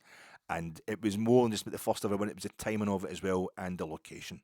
To go back to Seville and do that in our first trip back to that city after the horrors they'd put us through over there, those bastard Guardia Civil and the Seville authorities there. It was tantamount to attempted manslaughter, what the bastards put us through over there the last time we'd been there. It was a return ticket to Seville, as Michel Hidalgo called it. It's funny, when France won the Euros after losing the semi-final to Germany in '82, 2 years earlier, in the same stadium. But it was phenomenal. It was a magical moment, and I'll always thank Big Cyril for that. That's him off to join Panathinaikos, the green and white. You know, Jörg Albert's going to Greuther Fürth. They were green and white hoops with a shamrock, weren't they? But Chris Boyd, he went to Bursaspor, as did Kenny Miller, with the green and white stripes, and he ended up at Portland Timbers as well, wasn't it? Boydie with the green and white. And of course, Kenny Miller went to somebody else with green and white after we got him from the green and white mob the first time we got him. But it's quite a weird thing seeing Big Cyril when he's green and white and his big shamrock for Panathinaikos. But all the very, very best to him. I hope he absolutely tears it up over there. Kev Thelwell came out today to do a wee interview, a wee proclamation. It's probably good business practice at the end of the transfer window to do this. The video is probably advised by the owners when they were over a few days ago during their visit. It's kind of halfway house between a statement of backing the gaffer, backing the manager, and also just letting everybody know generally what's going on. It's an interview with Rangers TV, which is really just a proclamation. It's not, you're not being pushed properly vetted by the media there. But a wee statement at the end of the transfer window, and also just about how results haven't been exactly how they should be. He pitched it almost just right. He was talking about he knows it's not good enough. He knows it's not good enough just now, but it's also asking for a bit of perspective, and that's exactly what I was saying on Friday in the preview pod on GERS Night and on this and here as well. Just, it's not good enough. Nobody's for a second is thinking that, but also look at everything that we're doing just now. The alignment apparently is off the scale. It's all that usual business jargon bullshit, but that's what's required. I think we try to pull together a massive operation like us and get everybody within it on board before you even get the fans on board. I thought his explanation of the use of loans and the English market was absolutely spot on. You get to test the goods by having players on loan, and you also get the use of superior goods kind of relatively cheaply without having to fork out a colossal transfer fee. So I thought it was a fairly satisfactory but he did say that it was £20 million spend, £20 million net spend, and we're all having trouble. I'm not the greatest accountant in the world. The accountant too stars Ben Affleck, not me. I just couldn't. A lot of it's dependent on how much those undisclosed fees are for Tello Asgard from Luton and Manny Fernandez from Peterborough. But I thought it was around about £2.5 million each or something like that. 2 million, 5 million, I think, all told with them. I couldn't. Maybe it's to do with add-ons, or I don't know. But maybe you have to pay fees to get somebody on loan as well as just paying their wages. But I couldn't work it out as us being anything other than benefiting, profiting. Having made a bit of a profit from our transfer business, and this is not going to do them any favours, the current owners, if things start going wrong. That is something that will come back to haunt them. It's a stick that will be used to beat them up, because none of us can add up. None of us can work out how it was a £20 million net spend. We certainly add up the £176 I've been charged for the Europa League package. I'd pay £50 for us to see Roma, and maybe 3 times £30 for the rest. So that's £140. That would leave you about £36, which I would spend on the last 16 match against whoever we get in the last 16. But I don't know. It seems quite expensive, really, and they've got this. Nobody can work out how we've spent a whole £20 million. But we did get Youssef Chermiti from Everton, who's played 24 games for Everton, hasn't scored a goal. He's playing up front. He's going to be a striker. He's cost us £8 million, rising to £10 million if he does the business. But at least he's not on loan and it's from Kevin Thelwell's old club. And he was explaining in his little interview today how, well, it would be good practice. It's not a risk. It's not a risk for him to use a market that he knows so well. And that's fair enough. I think we're all admiring or jealous of how Ange Postecoglou exploited the Japanese market for Celtic. So that's fine. That was a market he'd been in. It's a market that was never exploited before in Scotland. So nobody had, and it worked. It worked. So let's just give the man a chance. But Youssef Chermiti is raised he's only, I think he's 21 years old, the young fella. But Everton fans, the two things that are encouraging about this young chap, even though he hasn't scored a goal in 24 games for Everton, and he played against Doncaster Rovers and didn't get a goal when they nearly chucked at Everton. They required 2 goals late on to not get put out the Carabao Cup by Doncaster Rovers last season. The thing that's encouraging us most is that he was raised in the Sporting Academy, Sporting Club de Portugal, Sporting Lisbon, incorrectly known as by a lot of folk over here. He was raised in that. It's a very a good standard. They're kind of up there with Ajax, I think, at producing young players, looking after them, taking Scottish players like Ryan Gauld, and we'll teach you how to play football, son. That's where he was raised. That's his alma mater. He is a Portuguese youth international of various levels. But I think he played for the B team, and he played youth teams and B team. Then he plays for the Sporting first team. And Ruben Amorim, now the Manchester United coach, was very. I thought he was a cracking player when he was at Sporting. He likes him. But the other thing is, Everton fans who know their football. They know their football in Merseyside. They're genuinely upset that the club have let him go. They think that he's kind of been harshly treated. They think he's a real prospect despite a striker who's played 24 games for them and hasn't scored a goal. So I'm assuming he's going to be playing up front. We'll get him and Majowski, so we'll get two, it looks like decent level striking options. One, a guy who's tried and tested in Scotland, will score goals and looked really good against Celtic. Just give us a real kind of pace and movement up front. And we've got a young, hot talent who we're probably hoping to move on for 30 million this time next season. We also signed Derek Cornelius from Marseille. Just had the tanking from Bruges, and now we're going back to Marseille. It's 92-93 all over again. I'm telling you, treble. So we just missed him when he was at Malmo. He's called the Ajax youth system. Ajax, Ontario. It's from Canada. Canada international. So he's a worshipper of Scotty Arfield. He has met Scotty Arfield in international duty, but he's about 27, 28. We've got him on loan from Marseille. He's been in Germany at the start of his career, various kind of lower league clubs in Germany. He's in Serbia. Somewhere else kind of exotic. He was at Vancouver Whitecaps, MLS, back in his home country. And he was... where was it? Malmo was really where he's kind of made his name, I would imagine. He's there for a couple of seasons just after. I think he joined just after we put Malmo out. Or sorry, we beat Malmo in the group stages, the very first match we played in the 8-game format of the group stage of the Europa League last season. I think he joined them shortly after that. And he's mobile, he's big, and he can play in the left-hand side. So that's the John Suter playing at left centre-half problem has been solved straight away. But also, we didn't get a left back. I think we're forgetting we do have a left back, Jaden Magoma. Everybody's just assuming on loan from Brentford. He's too young. It's not going to last. He's playing too well just now, too early. He's going to snap. He's going to break. So we even had Kevin Thelwell today joining in this thing where we've all been trying to patch together an extra left back from the fact that we have 3 full-backs on the go just now in Tavernier, Aarons, both right-backs, but both could go over and do a job. Aarons has been asked to, Tav has as well, play at left-back. Magoma himself, and then we bring in Derek Cornelius, Canadian international, who is left-sided and can play at left-back, even though he's a left-sided centre-half, really. We've also Dujon Sterling is supposedly coming back, and Kevin Thelwell mentioned today that Mo Diomande can play at left back. I thought, well, that was desperate, saying that Diomande could play at left back. I just don't think that's what he was doing. You're trying to pull the wool over our eyes there, son. That's not working there, Kevin. Or Thelwell.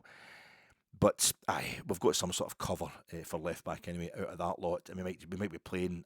It looks like we might be going with 3 centre halves, playing 3 at the back for many a game under Russell Martin, who's supposedly tactically inflexible. I haven't really noticed that so far. But Derek Cornelius, striker, he's his interview today, he seemed like a guy with a lot of experience who has that kind of that great North American attitude, Claudio Reyna and all that. He just that told, yeah, what the fuck, you guys are crazy. I don't give a shit. I'm just everywhere I go in Europe, you guys are just batshit. Nah, fuck it, But he just missed out in the World Cup in 2022 with injury. He was going to be in the Canada squad to go to the 2022 World Cup, but he got injured. But he played at the Copa America. I know Canada, the Copa America invites teams from CONCACAF. And he played at the Copa America in 2024 when Canada finished fourth. They lost to Uruguay in the fourth place playoff. Uruguay, Luis Suarez having equalised in injury time to take it to penalties.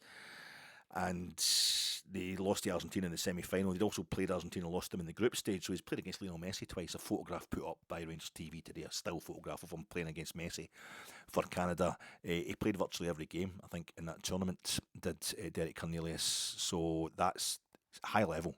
It's a really good signing, I think, really good. We've got him on loan. He's on loan. CYRIEL went out. And also, the one and only Oscar Cortes. Poor Oscar Cortes, 21. A disastrous signing. It was a great signing. He's a fantastic player. We saw enough of him when he helped get Rangers to the top of the league.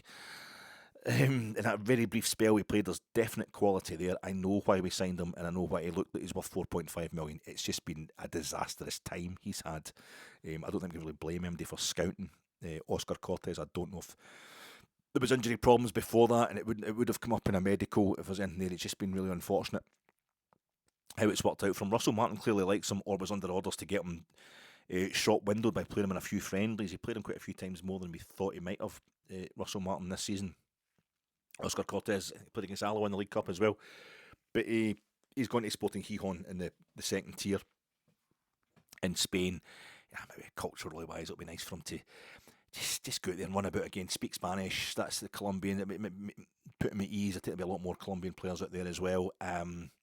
Comfortable, better climate for him. Less strange than Scotland, I would imagine. And I'm not going to have it. Gijón. We always go to Spain, you always get the donkey jokes, but if it's Gijón he's playing for, I'm not having that. You guys know he's a fantastic player. And I think we should watch ourselves. We're too quick to write this off. You never know. Get him playing again, Oscar Cortes, and get him over here. I think that's it then. I think that was it for all the transfer stuff. That's an hour and 50 minutes. That'll do us. That'll do it. What? The bathroom of coincidences yesterday. I'm sorry this is all out of sync as well. Sync bathroom, but it will be the video will be all out of sync because I've gone on for far too long and I didn't do that thing of reversing it. So you probably God knows what kind of state it is, but just listen. Don't watch, just listen, folks. This isn't a video you want to look at anyway. But if I'm on it, but I will get this sorted, honestly. Yeah, yesterday morning I went to weigh myself in the toilets and got the old scales out, and. 23. I'm over 23 stone. 23 stone, 3 pounds. I mean, it's not all muscle. It's not all muscle. But I did that thing where I'd put the phone on YouTube. I just started put on some music, just random stuff, and it was doing a thing. I go through a week and of just various. I don't know how it works. Sometimes it just starts playing one song after the other, with adverts, obviously. But I had it sitting up in the windowsill, and I can't remember what it's playing. But I got the scales, and I put the scales down. And I went on to, and I don't know if you've got these scales, these kind of electronic, there's battery operated digital scales, whatever you want to call them, cheapest chips, but it comes up low. You step on it, you have to step on it to wake it up, and then you step on, you come off it and you go back on it till it's probably going to explode to the amount of weight I'm putting on it, but it comes up with this wee thing at first. This is low, LO, that means the battery's low, or something, that's probably what it means, but low, and at the same time sound and vision. Bowie. Blue, electric blue. That's the colour of. Low from the Low album. I don't know. It could have been ELO come on as well. Be just as much of a coincidence. But I was like, that's quite. And also, at night time, back in the same bathroom, Ted Hughes. I was reading birthday letters. I've not read the birthday letters for years, and that's eviscerating. It's just I don't know if I've got the emotional capacity right now. I'm giving too much to Rangers to I don't know if I've got the spare to take it on again, but it's one of the most amazing things I've ever read. So I was looking at it again the other day, last night in the bog, and it's like page 33, The Owl. Just jumped to poem, the titles of all the poems, and page 33, The Owl. And at the exact same time I read that, through the window, the bathroom window, out the back, I could hear an owl. around here every now and then, but there's no a twit to it. It's like a twoo. That's the L. That's an actual L. It was, it was quite amazing. That's a coincidence. Coincidences. It's also, I think, the transfer window is a bathroom window, kind of cracked open bathroom window of football. It's another coincidence that Nico Raskin is seeking clear the air talks with Russell Martin after he got nothing like the offers he wanted from other teams. He remains at the club that made him a full Belgian international.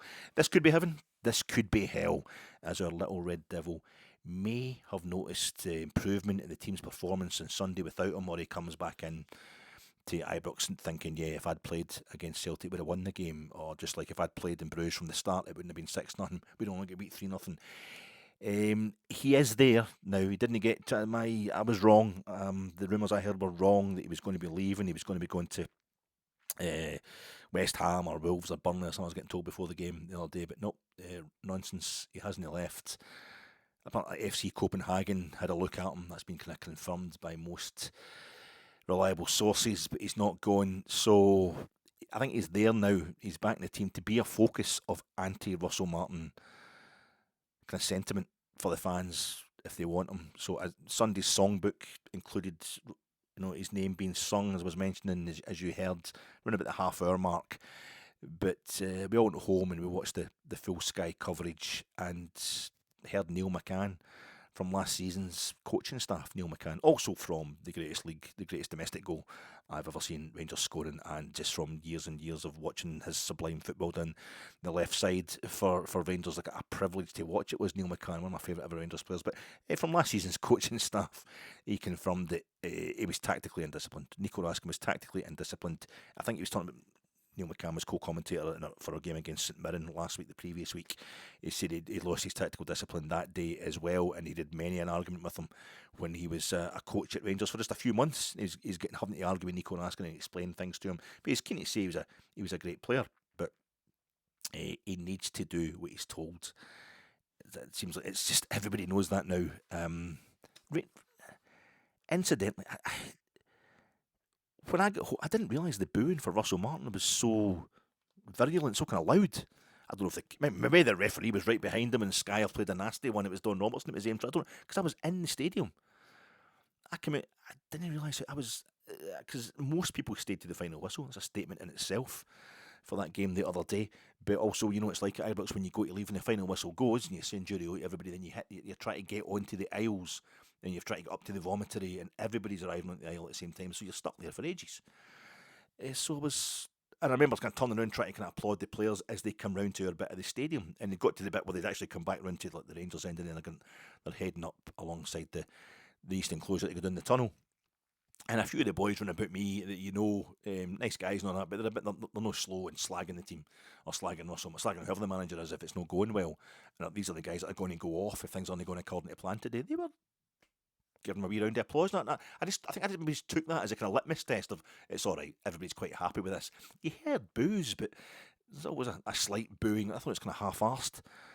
But I must have still been in the ground when Russell Martin went down the tunnel, and it never really dawned on me. I probably thought it was Celtic going down the tunnel, and maybe that's what it was. Maybe it's been a bit cruel, the way it's been edited on Sky. But was Russell Martin really getting that level of booing? I watched it back. I watched the game back. I watched the pre and post match chat. But it seemed a lot worse than I thought. But it's there. If that sentiment is there, then it will be Nico Raskin will be there now as the wee kind of martyr for people who want to do that thing like we did with Barry Ferguson all the years ago, and only when Walter Smith gets rid of Barry did people realise how much of a troublemaker he was. There's a huge body of fans who think it's Russell Martin is the one that needs to go, and I'm just wondering if is that what Nico Raskin, is he coming back now thinking, right, I've got to get rid of the manager and I have the capacity to do that, or this clear the air talks will have to be, because Russell Martin was definitely refusing to talk about Nico Raskin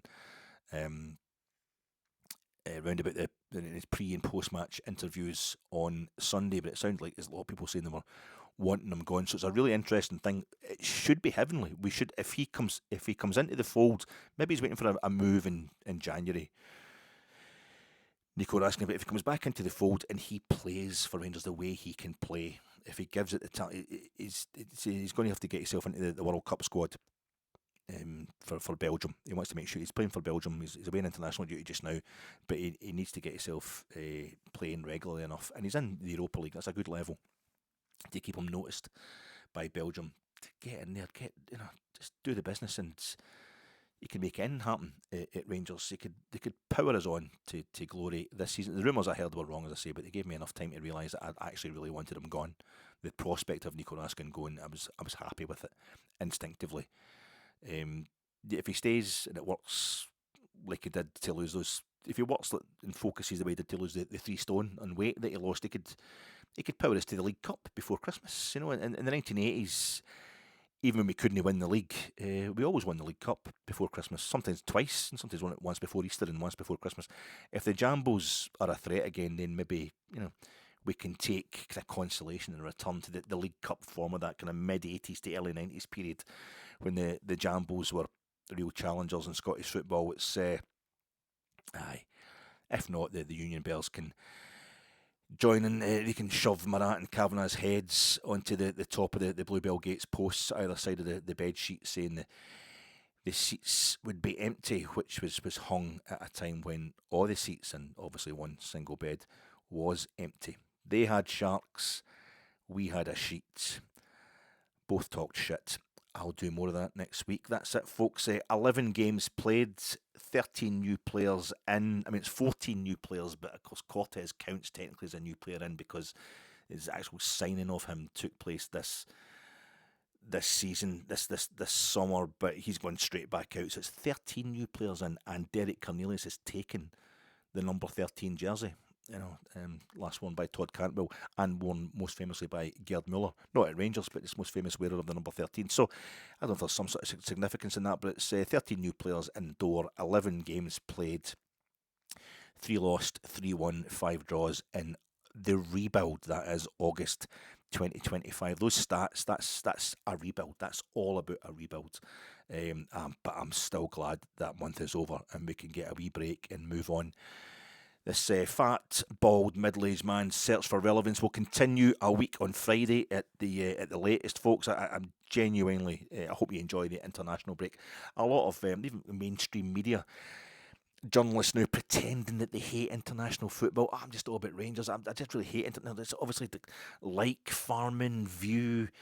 Engagement farming, just go along with the kind of the noisier fans saying they hate the international break. Who's Scotland even playing? Who are they playing it? I don't even know who they're playing. In fact, is it even Scotland that are playing? Is it Alba? Is it the Gales? Is it Pictland? In fact, is it Shinty? Is it Shinty? I don't really pay attention. I'm just all about Rangers, mate. I just the fan media pose is perhaps kind of overreached itself. I want football news from people who love football. Their only regret, like me, is that they can't expand time to go and watch Copa America and all the Bundesliga games. I used to watch the Russian league highlights with their own Satanta. They used to have an hour-long programme when you got all the goals for the Russian league.